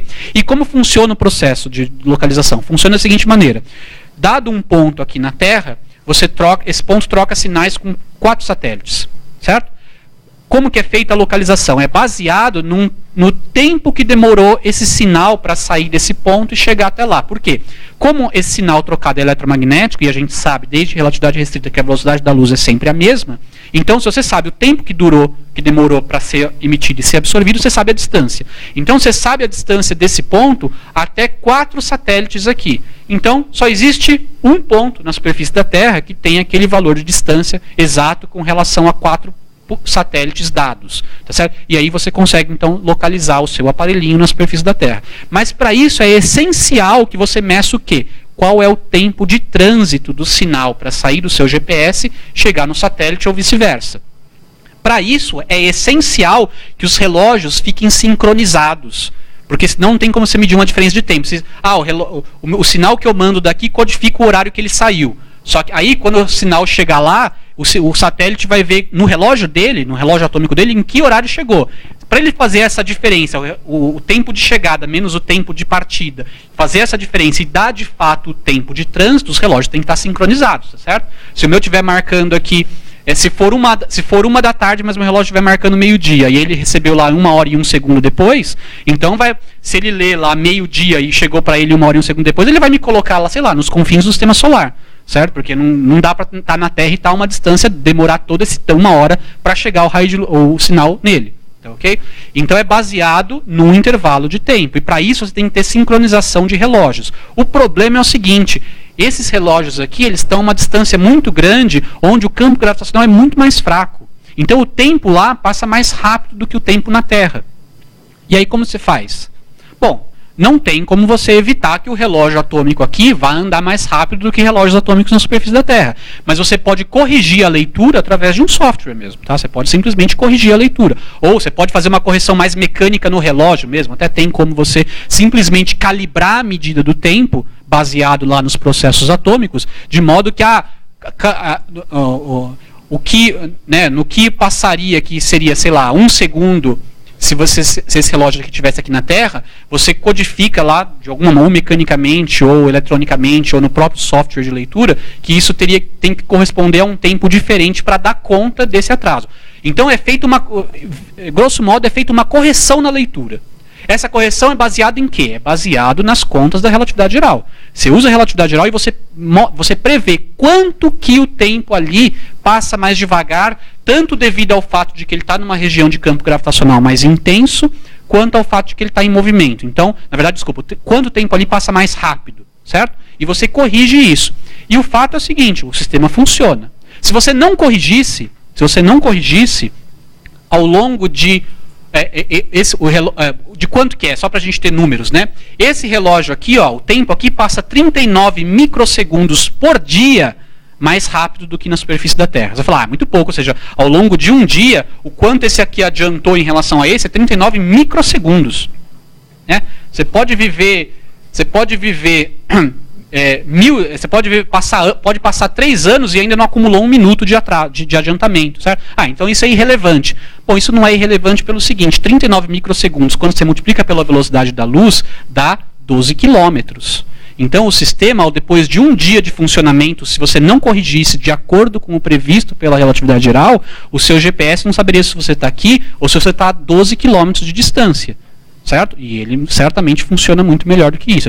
Então, o simples fato de que o sistema GPS, que é corrigido de acordo com o predito pela relatividade geral, funciona tão bem, é uma prova cotidiana dessa realidade de que, de fato, o campo gravitacional distorce o passar do tempo. Tá? Isso aqui não é coisa de teoria maluca, né? O cara se fechou numa sala e pensou na coisa mais doida que ele poderia imaginar e chegou nessa ideia de que o tempo, né, é distorcido pela gravidade. Isso aqui é verificado experimentalmente. Ok? Bom, buracos negros é um outro tópico aí quente, né? Que são frutos da relatividade geral, né? Provavelmente são os seus personagens mais exóticos dentro do contexto da teoria da relatividade geral. Tá? Então esses dois aqui eram só representações artísticas, né? Então isso aqui é um buraco negro.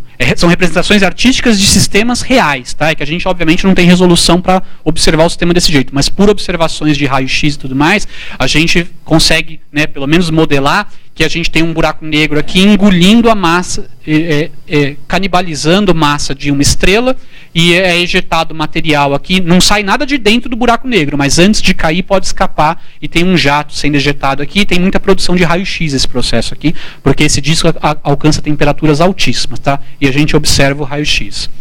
Isso aqui é em escala estelar. Em escala galáctica, tá? A maioria dos centros de galáxias, inclusive a nossa própria, tem um super buraco negro no seu centro. Tá? Esse buraco negro estelar tem massa de algumas vezes a massa do Sol. Buracos negros no centro de galáxias têm massas tipicamente que variam de 50 mil massas solares até bilhões de massas solares. Tá, okay?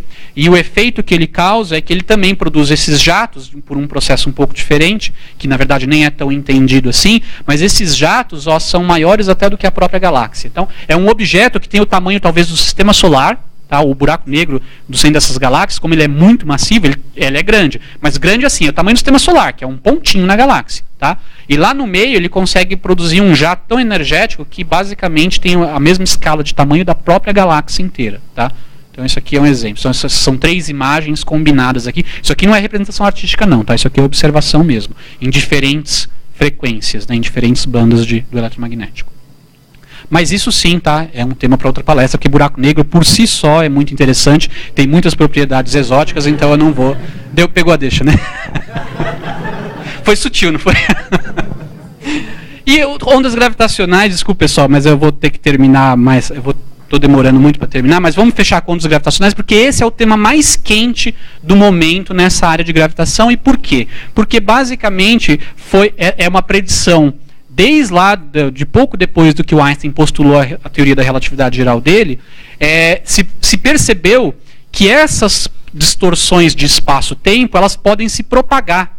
Tá? Como se fosse uma distorção na superfície de um lago. Ela se propaga, essa distorção na geometria. E isso foi batizado de ondas gravitacionais. Então isso aqui é só uma representação pictórica, né, de por exemplo, seriam 2 estrelas aqui, uma orbitando em torno da outra, e essas perturbações que ela provocam no espaço-tempo se propagam, tá? Carregam energia. Beleza? Isso foi uma predição desde lá de 1916, já tinha essa previsão, mas é muito difícil detectar essas ondas. Na década de 70, se detectou um sistema como esse daqui, tá? 2 estrelas, uma orbitando em torno da outra, só que uma delas era uma estrela especial chamada de pulsar. Um pulsar é uma estrela muito, muito, muito densa, que por um motivo que eu não dá tempo de explicar, e eu também não conheço todos os detalhes, ele emite um raio, um facho aqui de luz, né? Um facho luminoso aqui, que precessiona como se fosse um farol, né, que fica na costa, né, para os navios, para os barcos que estão chegando não bater nos rochedos, né. E se você tiver na sorte, né, estatisticamente, de estar bem da Terra, estar bem na direção por onde passa esse facho, a gente aqui na Terra vê pulsos de luz, e é por isso o nome pulsar. O fato é o seguinte, esse sistema é um sistema binário, então é um pulsar orbitando em torno de uma outra estrela, ou uma outra estrela orbitando em torno do pulsar. E isso, deixa eu só ver, o filminho parou aí. E o fato deles emitirem ondas gravitacionais faz com que essas ondas roubem energia do sistema. Ao roubar energia do sistema, eles começam a espiralar um em direção ao outro e girar cada vez mais rápido um em direção ao outro. Beleza?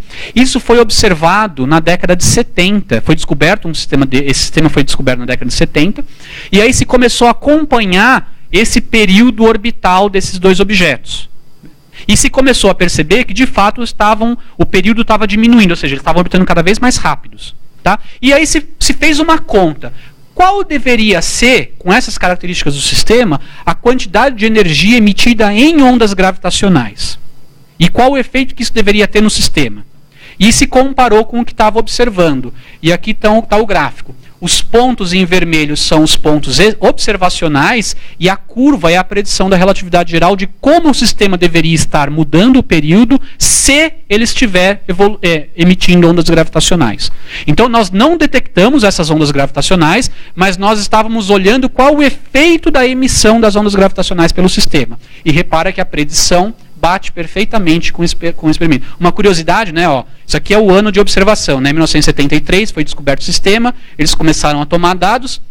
Em 93 eles ganharam o prêmio Nobel por essa descoberta. Aí eles pararam de medir, certo? Tem um buraco aqui. Aí depois de um tempo acho que eles acharam, já tinham, né, gastado $1 milhão, $1 milhão de sei lá qual é a moeda lá, Jabá, sei que já deve conhecer, deve estar tudo pronto para ganhar já. Né? Então, aí eles voltaram a medir depois de alguns anos, tá certo? Mas tem um gap aqui interessante, que é justamente quando eles ganharam o prêmio Nobel. Porque foi uma detecção, foi uma comprovação indireta da existência de ondas gravitacionais. Porque se as ondas gravitacionais não existissem, a previsão da relatividade geral diz que elas existem, então daria isso daqui, e os dados experimentais estariam em outro lugar. Certo? Sei lá, estaria talvez todos aqui, porque aí não estaria mudando. Se o sistema não está emitindo energia nenhuma, ele fica lá orbitando sempre com o mesmo período. Certo? Então, isso daqui já é uma evidência muito forte da existência de ondas gravitacionais. Mas ainda assim indireta. Por quê? Você não está detectando a onda gravitacional. Você está detectando o efeito da emissão dela no sistema que está emitindo, certo? Mas isso terminou no ano passado. Porque no ano passado foi detectado isso aqui mais ou menos, ó. Não é bem, na verdade não foi isso aí não, desculpa. Isso aqui é um outro exemplo, deixa eu até pular porque não é muito do nosso interesse esse daqui, tá? Deixa eu passar aqui.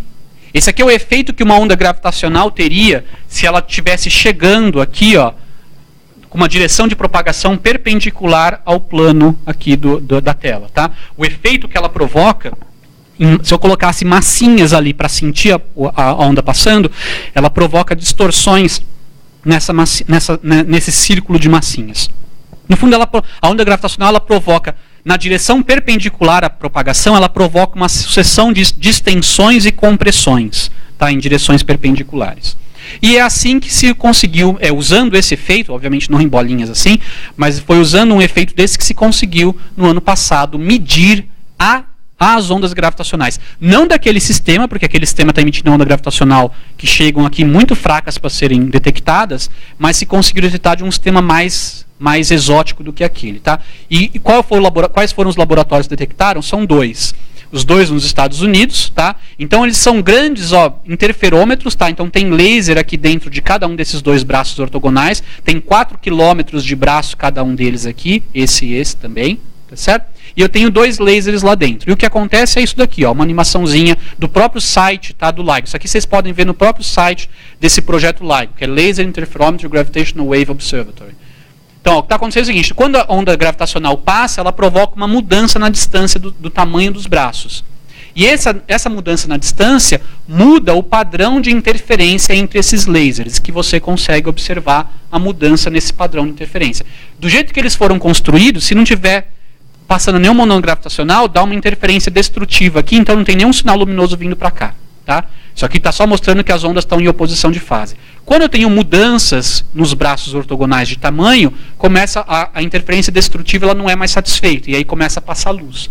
Então, se você vê passagem de luz, você pode, obviamente, né, descartando todos os outros possíveis efeitos de acontecer isso, você pode usar para detectar uma onda gravitacional. Não é tão simples quanto isso, porque aqui está exagerado o quanto de mudança no tamanho é provocado. Tá? Depois a gente pode falar sobre isso. Mas o fato é que foi observado, isso aqui é o sinal, tá? Num detector e no outro detector, isso aqui é o sinal verdadeiro, e esse daqui é o sinal predito pela relatividade para um sistema que digamos assim, esse aqui é o sinal que melhor ajusta o dado observacional, tá certo? E aí, através desse sinal que melhor ajusta, você pode ver qual é o sistema que produziria esse cara aqui de acordo com a relatividade geral. E você extrai propriedades desse sistema, que na verdade foram 2 buracos negros, 2 buracos negros, orbitando um em torno do outro. Isso aqui é uma simulação numérica, né, representando várias coisas aqui, a curvatura do espaço-tempo e tudo mais. Eles estavam orbitando um em torno do outro, enquanto eles estão orbitando, está emitindo ondas gravitacionais. Não foi observado tudo isso, tá? Foi só observado os estágios finais aqui. Quando eles vão perdendo energia, eles vão se aproximando, até que chega uma hora que eles estão tão próximos que eles acabam se fundindo num único buraco negro, e aí eles emitem uma certa energia aqui e passa a ser um buraco negro quietinho. Então vamos lá. Aí eles ainda são 2 buracos negros, aí vai ser o instante de formação. Obviamente que a simulação está desacelerando o tempo de propósito, só para dar para enxergar, né? Porque ocorre muito rápido. Aí em algum momento tem a formação de um único horizonte, um único buraco negro. E aí depois então esse buraco negro oscila um pouquinho e aí passa a ser um buraco negro quietinho lá. Tá? Foi um evento desses que foi medido. Esse evento estava a mais de 1 bilhão de anos-luz de distância da gente. Tá aqui os dados. Então a massa de um buraco negro era 36 massas solares, a massa do outro buraco negro era da ordem de 29 massas solares, e formou um buraco negro da ordem de 62 massas solares. Nesse processo, nesses estágios finais, naquele momento em que os dois se fundiram, foi emitida uma energia correspondente à aniquilação de 4 sóis, em um intervalo de tempo extremamente curto. Como foi em onda gravitacional, não causou nada, né, muito dramático. Mas se você for pensar em termos de energia, a luminosidade naquele momento foi maior do que se você somar a luminosidade de todas as estrelas do universo observável. Aquele evento foi o evento mais energético que a gente já conseguiu detectar. Tá? Se você pegar todas as estrelas que existem no universo observável e somar a luminosidade delas, não dá a luminosidade que você teve para esse evento aí, obviamente foi numa duração muito curta. É como se você tivesse pegado 4 massas do Sol. O nosso Sol, ao longo de 10 bilhões de vida dele, ele vai aniquilar, né, transformar a matéria em energia, só não chega a ser 1% dele, vai virar energia. E ainda assim, né, então ao longo de 10 bilhões de anos, ele vai converter talvez menos de 1% de toda a massa dele em energia, e isso já é suficiente, né? Bom, a energia que o Sol manda para o espaço, não preciso nem ficar me alongando aqui sobre isso. Esse caso aqui, numa fração de centésimos de segundo, ele pegou 4 sóis e transformou em energia. Certo? Mas foi emitido em ondas gravitacionais, então não teve um efeito devastador nem nas vizinhanças. Tá?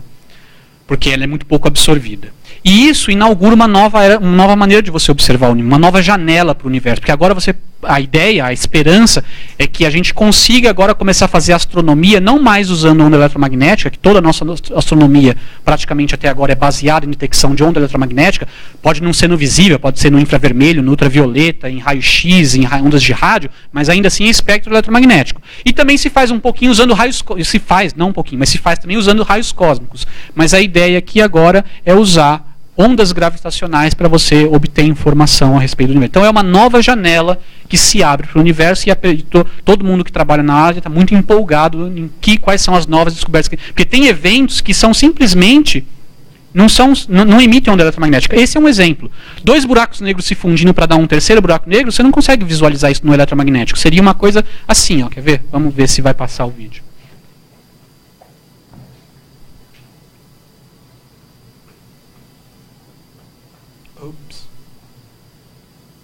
Tem um vídeo aí, era para passar o vídeo, vamos ver se passa. Ó, isso aqui é só, eu só vou narrar o que for mais relevante por conta de tempo, aí vocês podem fazer perguntas.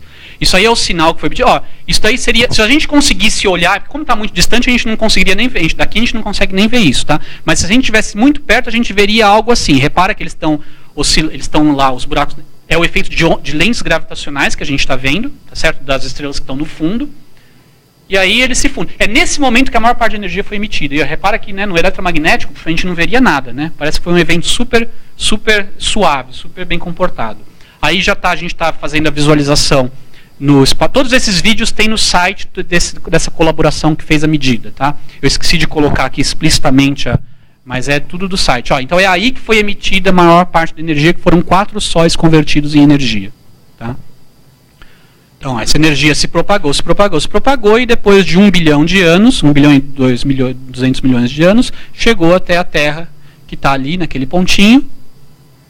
E o efeito exagerado, pelo amor de Deus, o efeito exagerado que provoca na Terra seria esse daí. Eles até fazem questão, né, de botar exagerado, tá? Porque já vi gente reclamando de que foi enganado por esse negócio aí, porque achou que a Terra tinha feito isso daí mesmo. Tá?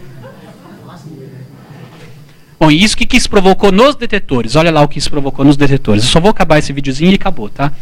Ó, então a ideia é a seguinte, os detetores estavam lá, né, travados na interferência destrutiva. Quando passa a onda, ele faz isso daí, não nessa escala, evidentemente, mas passa um pouquinho de luz.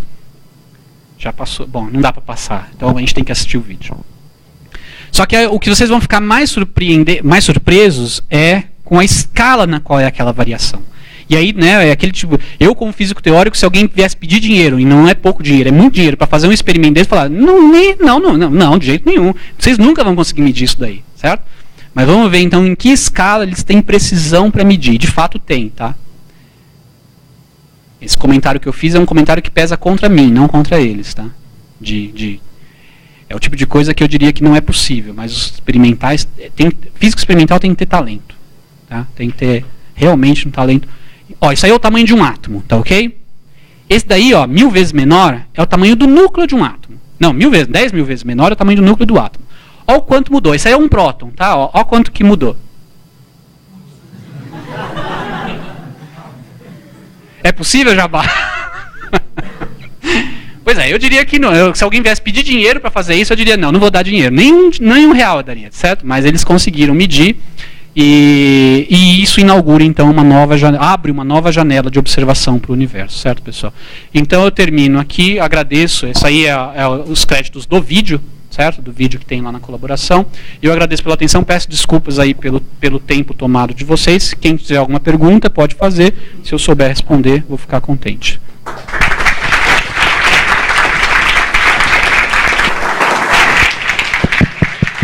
Obrigado, Daniel. Obrigado pela excelente palestra, Daniel. Então a gente tem tempo para fazer algumas perguntas. Está aberta para o público.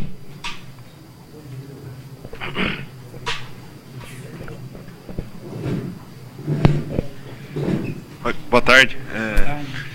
Bom, uma pergunta de leigo, né? Como Jabá disse. Que bom, sim, vamos ver. Porque, olha, é complicado quando começa a fazer a pergunta assim, porque aí se você não sabe responder, fica mal, né? Pô, o cara faz uma pergunta de leigo e o especialista não sabe responder, pô. Mas deixa eu já, antes de fazer a pergunta, só para já me precaver, né? Me proteger. Assim, essa é uma área na qual, assim, as perguntas de leigos são as mais difíceis de responder. Porque justamente tem perguntas, assim, que para explicar a resposta, a pergunta pode ser simples, mas a resposta pode ser que não seja, tá? Então vamos lá, vamos ver.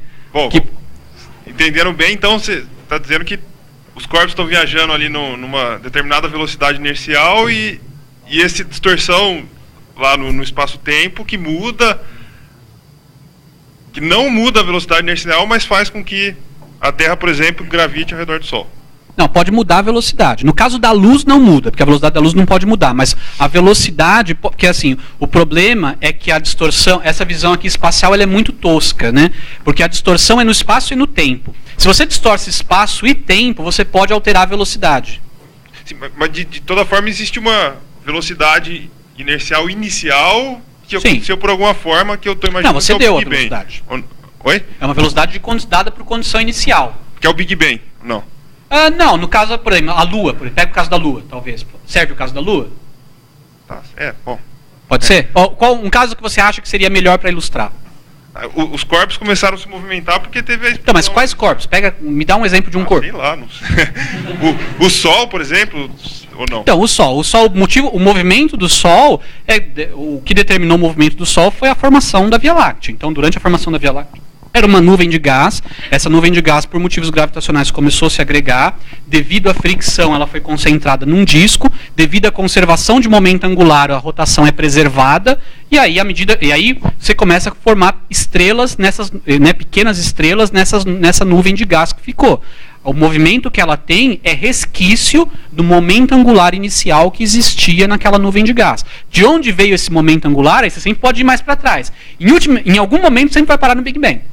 Tá? Mas, de certa forma, o fato do universo estar se expandindo ou contraindo não influencia muito. Expandindo. Mas... Não influencia muito isso, tá? Porque, por exemplo, quando a gente fala que o universo está se expandindo, de fato está se expandindo, as galáxias estão se afastando umas das outras, só que dentro de cada galáxia, ou mesmo até dentro de aglomerados de galáxias, essa expansão não ocorre, porque são sistemas ligados gravitacionalmente. Então, por exemplo, a força que o centro da galáxia, ou a parte interna ao Sol da galáxia exerce no Sol, ou a gravidade que ela exerce no Sol, é muito mais importante do que a expansão do universo. Então, a expansão não ocorre em todas as escalas. Tá? A expansão ocorre a partir de uma certa escala para escalas maiores. Em escalas muito pequenas, como galácticas, e aí dentro do sistema solar e tudo mais, isso não está se expandindo.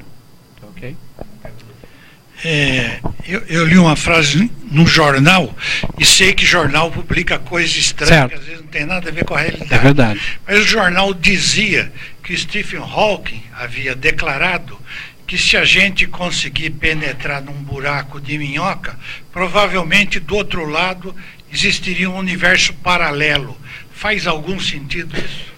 Olha, digamos assim, eu não posso dizer que não faz sentido, porque é uma possibilidade, tá? Então, assim, a teoria da relatividade geral, ela prevê alguns objetos exóticos. Um deles é o buraco negro, mas o buraco negro é exótico, mas a gente sabe que eles existem. Ou, digamos assim, muitas coisas que a gente observa hoje em dia no universo, a explicação mais conservadora, mais simples, é em termos de um buraco negro. Então, por exemplo, esses jatos que a gente observa saindo do centro de galáxias, a coisa mais A maneira mais fácil de explicar eles, a maneira mais conservadora, é que lá dentro tem um buraco negro. Então, buracos negros, embora eles tenham propriedades exóticas, a gente sabe, ou a gente tem bons indícios de que eles de fato existem. Mas a teoria da relatividade geral prevê outros objetos exóticos. Um deles é o chamado buraco de minhoca, que nada mais é, né, grosso modo, quem já assistiu aquele Interestelar, ou vários outros filmes de ficção científica, é como se fosse um túnel, um atalho, né, ligando pontos do universo que seriam muito distantes, né, se você fosse por fora desse atalho, mas você tem um túnel que milagrosamente, entre aspas, milagrosamente, não é milagre, mas você teria um túnel que a boca desse túnel é curta e conectaria esses pontos que são distantes, é um atalho, né? Então, normalmente o pessoal faz assim, né? Naquela visão de que nós vivemos nessa folha de papel, é como se essa folha de papel fosse curvada assim, certo? E se você fosse andar pela folha de papel daqui até aqui, você teria que andar uma grande distância, mas você poderia ter um túnel ligando esses dois aqui, que seria justamente o buraco de minhoca. Bom, primeira pergunta que poderia se colocar é o seguinte: buracos de minhocas, eles de fato existem na natureza? Porque uma coisa é a teoria dizer que eles podem existir. Outra coisa é a natureza de fato realizá-los. Tá? Até agora a gente não tem absolutamente nenhum indício de que a natureza provê mecanismos de formação de buracos de minhoca. E talvez haja um bom motivo. Por exemplo, para você ter um buraco de minhoca, a relatividade geral diz para a gente os ingredientes. A relatividade geral é uma teoria que faz o seguinte: se você quiser produzir uma certa distorção na geometria, ela te diz quais são as propriedades da matéria ou da energia que você tem que ter para fabricar aquilo. A teoria da relatividade geral dá isso de bandeja para você. Não é de bandeja porque as equações são complicadas e tudo mais, mas assim, ela te diz, tá? Ela te dá mecanismos para isso. E quando você faz a seguinte pergunta: eu quero um atalho desse, o que eu preciso para fazer esse atalho? Aí ela vai te dizer que a matéria que você precisa para ter essas propriedades são matérias com uma matéria com uma propriedade exótica, tão exótica que a gente não conhece nada na natureza que tem essas propriedades. Por exemplo, ela tem que ter uma densidade de energia negativa. E isso a gente não conhece nada que tenha densidade de energia negativa. Energia total, tá? Energia potencial pode ser negativa. Não, eu quero saber energia total mesmo. É como pega aquela energia associada à massa, mc², e eu teria que ter aquilo negativo. Tá? E isso a gente não conhece. Então, a questão é a seguinte: a relatividade geral diz pra gente, se você tiver um certo tipo de matéria, o que você consegue construir com aquilo. Se você quer construir um buraco de minhoca, você precisa de uma matéria com essa propriedade. Mas tanto quanto a gente ache, a natureza não provê esse tipo de matéria. Então, buracos de minhoca seriam impossíveis, não existiriam na natureza por essas razões, tá? Mas assim, é uma questão controversa, porque alguém pode falar: não, mas a gente só não conhece um tipo de matéria desse. Talvez a gente consiga um dia fabricar esse negócio e consiga construir um buraco de minhoca. Pode ser que sim. Uma vez existindo o buraco de minhoca, vem a questão: ele conecta pontos diferentes de um mesmo universo, ou ele conecta universos distintos? Olha, pode ser qualquer um dos dois. Poderia ser qualquer um dos dois. Mas assim, não dá para se afirmar nem que sim, nem que não, tá? Alguém pode, obviamente, ter o seu modelo preferido. Eu adoraria que fosse universos paralelos para poder ir para ele. Tem uma pergunta de uma pessoa muito especial aqui, o Daniel. Pô, Jabá, tu é fogo, hein? Esse aqui é o Pedro, meu filho. Ele me fez essa pergunta uma vez, eu não sei a resposta. Então eu falei para ele: esse tio aí sabe. Pode fazer, Pedro. O que existe dentro de um buraco negro, além dele? Ótima pergunta, porque isso eu poderia dar a resposta seguinte: eu tenho que fazer o seu pai me convidar para vir aqui de novo para eu falar essa resposta. Mas a resposta rápida é o seguinte: se você pegar um buraco negro, vamos pegar um buraco negro o mais simples possível, tá ok? Porque os buracos negros que tem esses aí, que ejetam matéria, eles estão engolindo coisas. Então, assim, a cada momento tem alguma coisa, é uma estrutura diferente lá dentro, tá ok? Mas vamos pegar o mais simples possível. Vamos supor que eu consigo pegar uma estrela, depois que uma estrela de massa muito grande morre, ela vai acabar virando um buraco negro. Tá? E se não tiver matéria em volta, e se essa estrela não estava girando no começo, vai ser um buraco negro o mais simples possível, com simetria esférica, uma bola. Vai ser uma bola de onde nada escapa. O que tem dentro? Essa é uma coisa interessante, porque o buraco negro não é um objeto. A rigor, ele não é um objeto. Ele é uma região vazia, é uma região de vácuo, tá?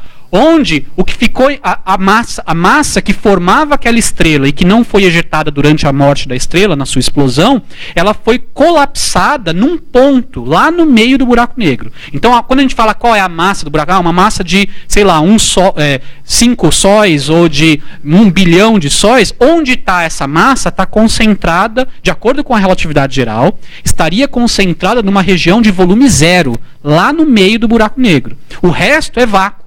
Ah, mas então o que é o buraco negro? O buraco negro é uma região de campo gravitacional tão forte que se você se aproximar daquela massa central lá, mais do que um certo tanto, você não consegue mais escapar, nem que você viajasse à velocidade da luz, o que já não é possível. Tá?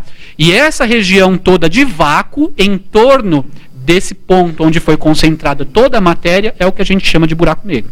Então, a rigor, assim, buraco negro é um objeto que é praticamente todo vazio, mas apesar, praticamente todo o seu volume é vazio, não tem nada, é vácuo, só que lá no meio está concentrada a massa de, sei lá, desde alguns sóis até bilhões de sóis, mas concentrado num ponto que, de acordo com a relatividade geral, teria volume zero.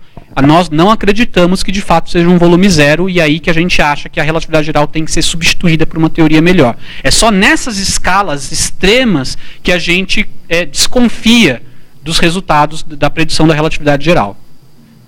Tudo bem, Pedro? Deu para mais alguma pergunta? Oi.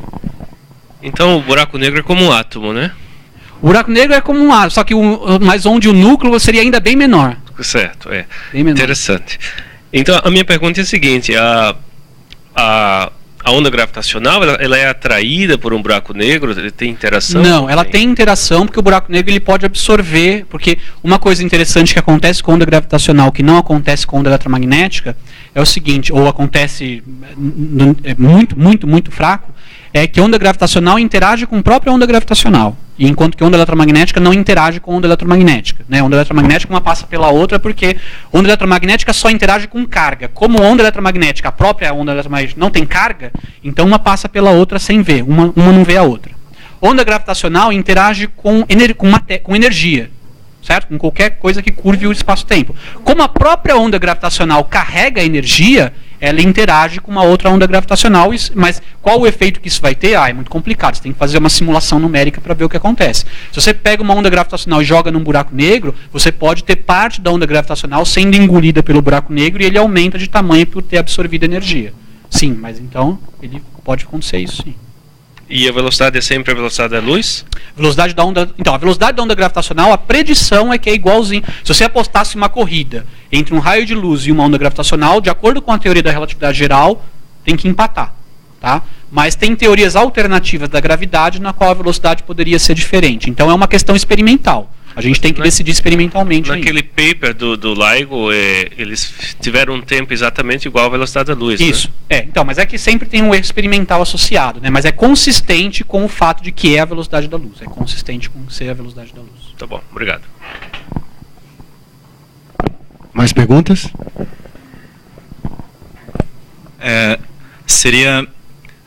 Poderia variar a gravidade em relação à velocidade da luz. Eu me lembro de um exemplo.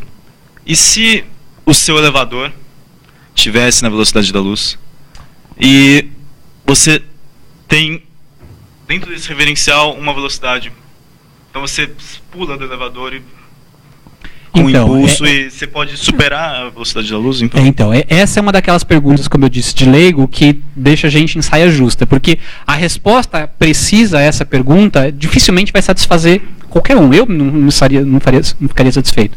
Porque o problema está com a pergunta. Essa hipótese que você fez, suponha que o elevador estivesse à velocidade da luz, essa hipótese, ela por si só já é impossível. Então não tem nem como eu dizer o que aconteceria, porque é impossível um referencial à velocidade da luz. Entendeu? Mas você pode pensar o seguinte: se você ficar contente de substituir a velocidade da luz por 99,99999999999% da velocidade da luz, aí eu posso responder a pergunta. Se você estivesse lá dentro e você pulasse, você ficaria com 99,99999999999 mais um 9 da velocidade da luz. Mas você não atingiria a velocidade da luz. Tá? No seu referencial, para você o elevador está parado e você pularia com uma velocidade, sei lá, de 1 metro por segundo, certo? Então, Só que do ponto de vista de quem está vendo o elevador se movendo, o tempo que ele está vendo para o elevador está passando tão mais devagar que a sua velocidade de 1 metro por segundo, na verdade, para ele é 0,000000000 metro por segundo. De modo que quando você faz a adição das velocidades, não dá, de fato, a velocidade... o que ele veria da sua velocidade em relação ao elevador seria muito menor do que 1 metro por segundo devido à distorção do tempo. E aí ele seria consistente com o fato de que a sua velocidade para aquele observador nunca vai chegar na velocidade da luz. Então, uma coisa interessante pode fazer isso, é a regra de adição de velocidades em relatividade. Em mecânica newtoniana, se eu tenho uma velocidade V1, e eu tenho, sobre esse objeto que está se movendo com uma velocidade V1, lá em cima eu tenho um objeto se movendo com velocidade V2, a velocidade desse segundo objeto em relação à Terra é V1 mais V2. São simples. E em relatividade tem uma regra de soma que não é tão simples. É a soma dividido por um fator embaixo que nunca vai permitir com que essa soma seja maior, nem chegue a ser. Essa soma só chega ao valor da velocidade. Eu falo C como se todo mundo soubesse o que é C. Né? C é a velocidade da luz, certo? É a letra que a gente usa universalmente para... Universalmente não sei, mas na Terra é a velocidade da luz. E essa soma só dá a velocidade da luz se um dos termos já for a velocidade da luz, senão dá sempre menor. Okay? Qualquer livro de relatividade, introdução, tem essa regra de soma de velocidades. Aí você pode brincar com ela para ver.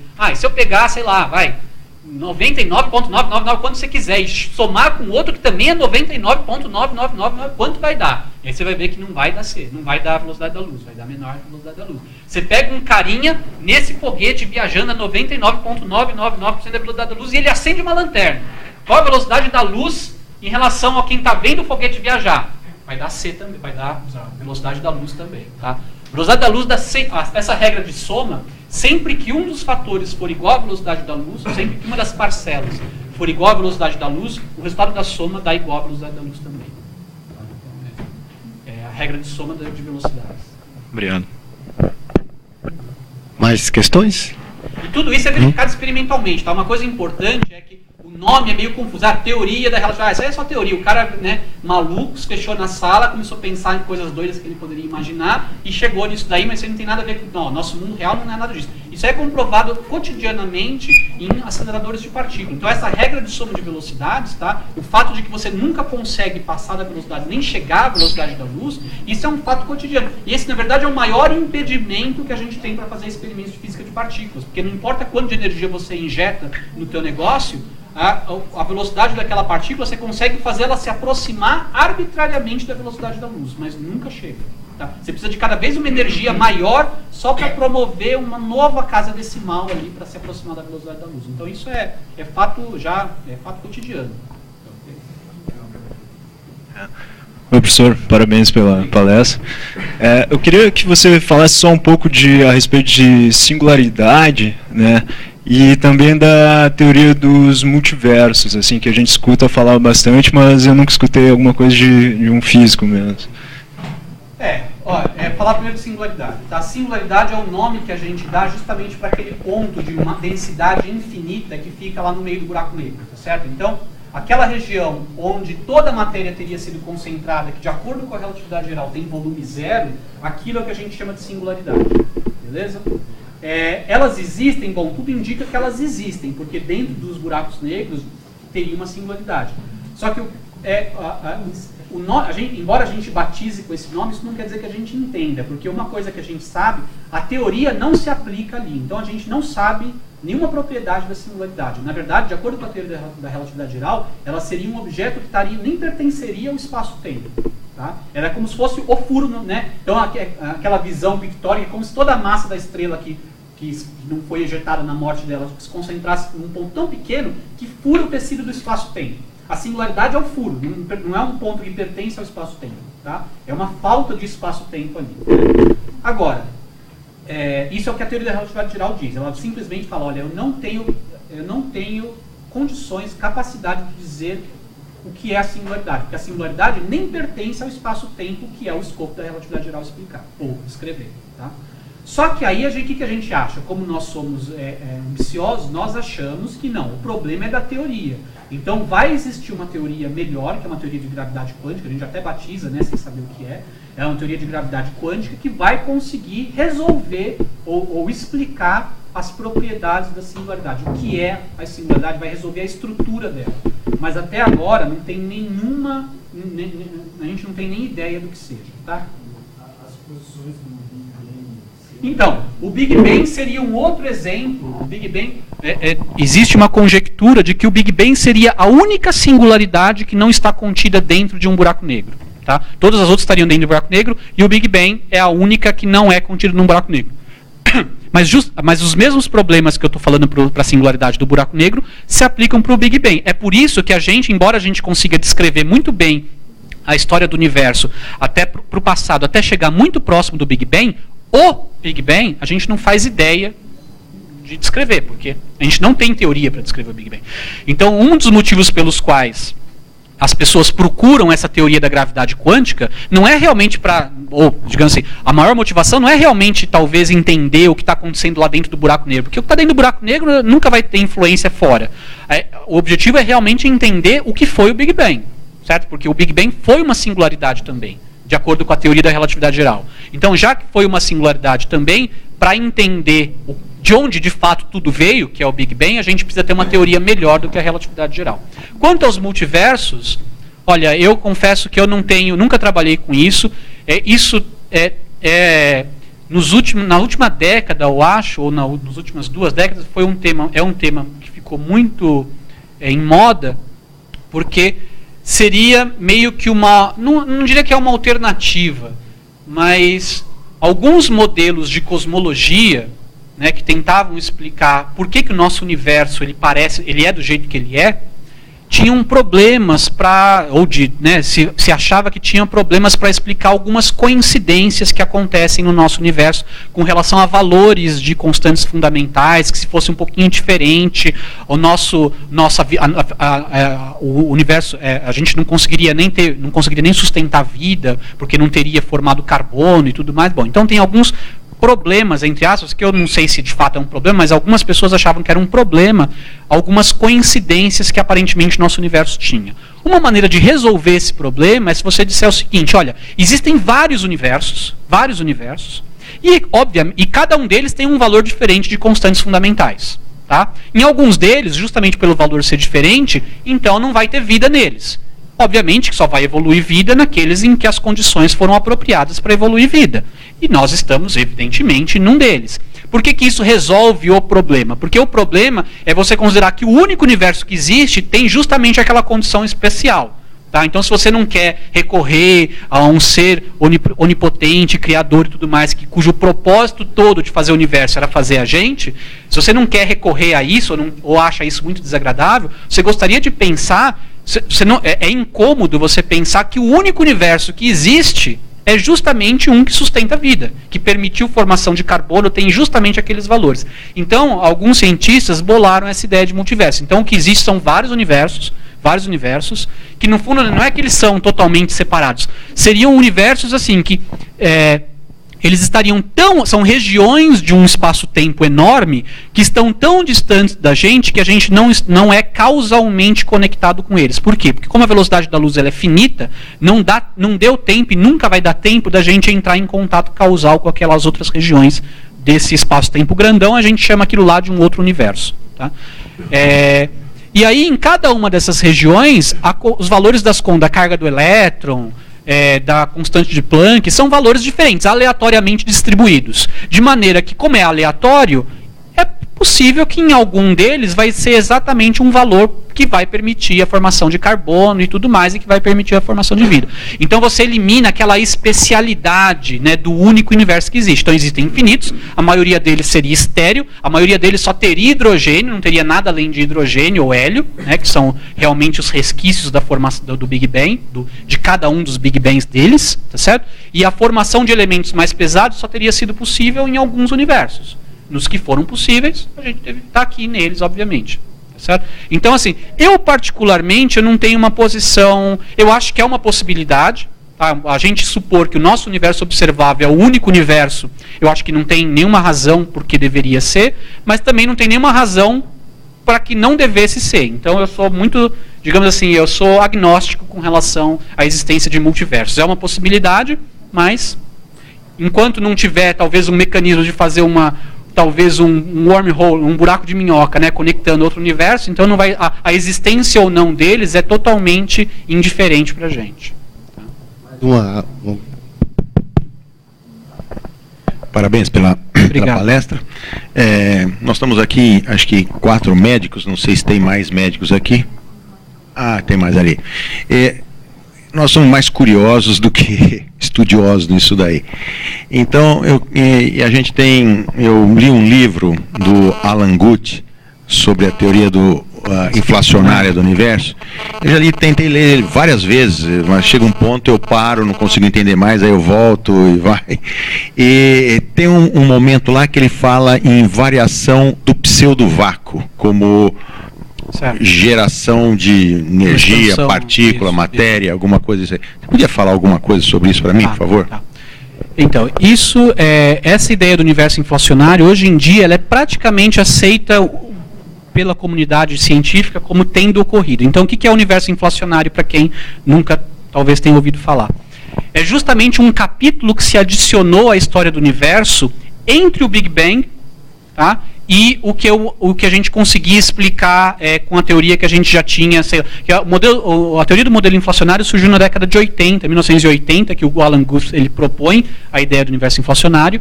É desenvolvida por outros também ao longo da década de 80 e década de 90, e tem ganhado força com medidas da radiação cósmica de fundo, tem ganhado força a ideia de que, de fato, o universo passou por uma fase inflacionária. O que é uma fase inflacionária? É uma fase onde a expansão foi muito rápida. Foi uma expansão acelerada e muito rápida, mas lá nos primórdios do universo, onde antes, na história do universo, até a década de 80, a gente achava que era o Big Bang, na verdade o Big Bang estaria antes. Teve que incluir um capítulo na história do universo chamado fase inflacionária, tá? Onde ele se expandiu muito rápido.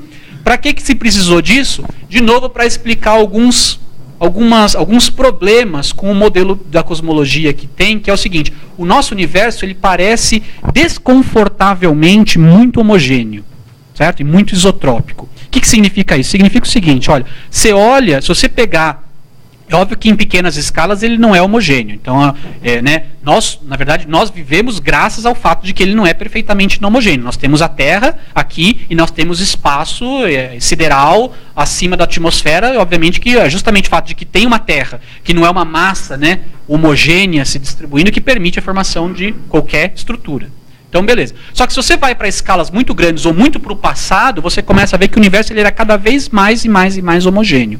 E o problema é o seguinte: quando eu olho hoje em dia no céu numa direção e eu olho no céu na direção oposta, né, se eu estiver olhando realmente muito longe, eu estou olhando regiões do universo muito para o passado, porque a luz demorou um tempo para chegar até aqui, então eu posso estar observando o universo quando ele tinha hoje em dia ele tem 13 bilhões de anos, eu posso estar observando uma região do universo que só tinha 2 bilhões de anos, ou 1 bilhão de anos, ou meio bilhão de anos, ou até 200 mil anos só, que é um bebezinho, recém-nascido, certo? Só que em regiões muito afastadas, uma está ali a praticamente 13 bilhões de anos-luz de mim naquela direção, naquele sentido, e outro está a 13 bilhões de anos-luz para mim naquele sentido.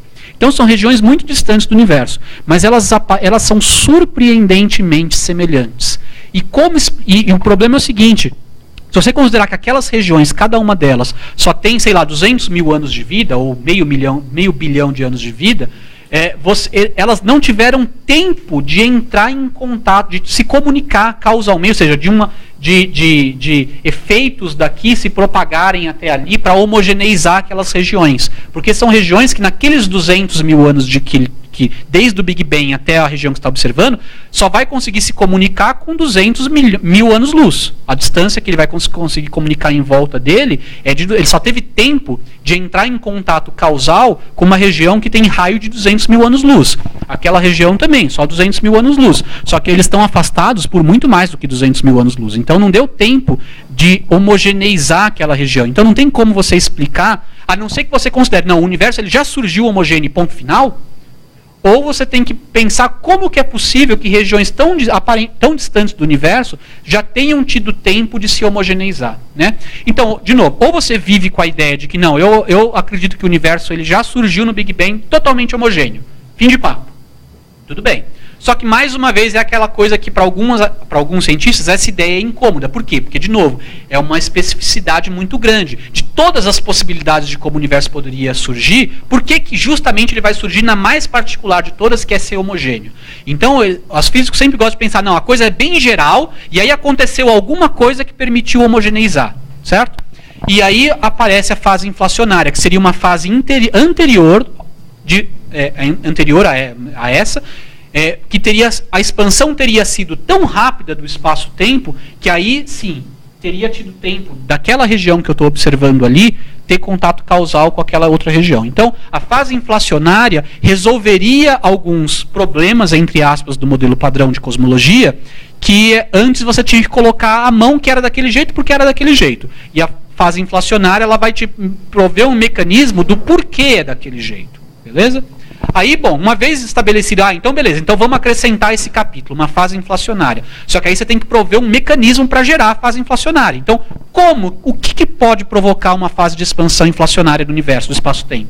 Aí, de novo, vem a relatividade geral dizer para a gente, olha, você me diz o que você quer que o espaço-tempo faça, ou como ele se curve, e eu te digo que tipo de energia você precisa para isso. Beleza? E aí você faz. Então, você fala, eu quero que o universo se expanda de forma rápida, exponencial. O que eu preciso para isso? E aí você chega à conclusão que você precisa de um fluido, né, de uma energia que exerce uma pressão negativa. Tá? O que é uma pressão negativa? Do ponto de vista mecânico, nem é tão difícil de entender, porque pressão negativa, do ponto de vista termodinâmico, é simplesmente uma coisa que quando você comprime, ou quando você estica, você aumenta a energia dela. Vocês conseguem pensar em alguma coisa que você precisa fazer força para esticar? Cotidiano. Um elástico, certo? Vamos decompor o estilingue. Estilingue deve ser politicamente incorreto hoje em dia, certo? Não vejo mais estilingues por aí. Mas vamos pensar no elástico, então, para ficar seguro. Elástico é uma coisa que você precisa fornecer energia para esticar, tá certo? Então é uma tensão que ele tem. É o análogo de uma pressão negativa. Tá? Pressão positiva é quando aquele negócio quer se expandir naturalmente. Aí a pressão dele é positiva. E aí você precisa fazer força para comprimir, certo? Pressão negativa é aquilo que você precisa fazer força para expandir. Tá? Então, grosso modo é isso. O problema é que esse meio de pressão negativa ele teria que permear o universo como um todo. Tá? Então ele teria que ser uma forma de energia que permeia o universo como um todo e exerce uma pressão negativa. Aí você vai e pergunta, quais são os candidatos para isso? E aí entra já em mecânica quântica, em teoria quântica de campos, que existem alguns campos da natureza, não da natureza, existem alguns campos que você pode postular a existência que poderiam prover uma energia negativa. Tá? E aí vem a história do vácuo, agora vem a parte complicada. Vamos lá. Respirar aqui. Porque aí você tem que explicar o seguinte, por que essa fase inflacionária ela cessou? Porque a gente não está na fase inflacionária mais, certo? Então você tem que explicar por que esse período inflacionário ocorreu por um certo intervalo de tempo, mas parou de ocorrer depois. Porque a tendência mais natural seria ele continuar. Por quê? Porque se você tem uma expansão muito rápida, isso dilui muito qualquer forma de energia que tem ali, tá certo? Menos as que têm pressão negativa, porque quando tem pressão negativa, quanto mais você expande, mais energia você está dando para aquela componente de energia e, portanto, ela começa a ficar mais importante no cômputo de energia total do universo.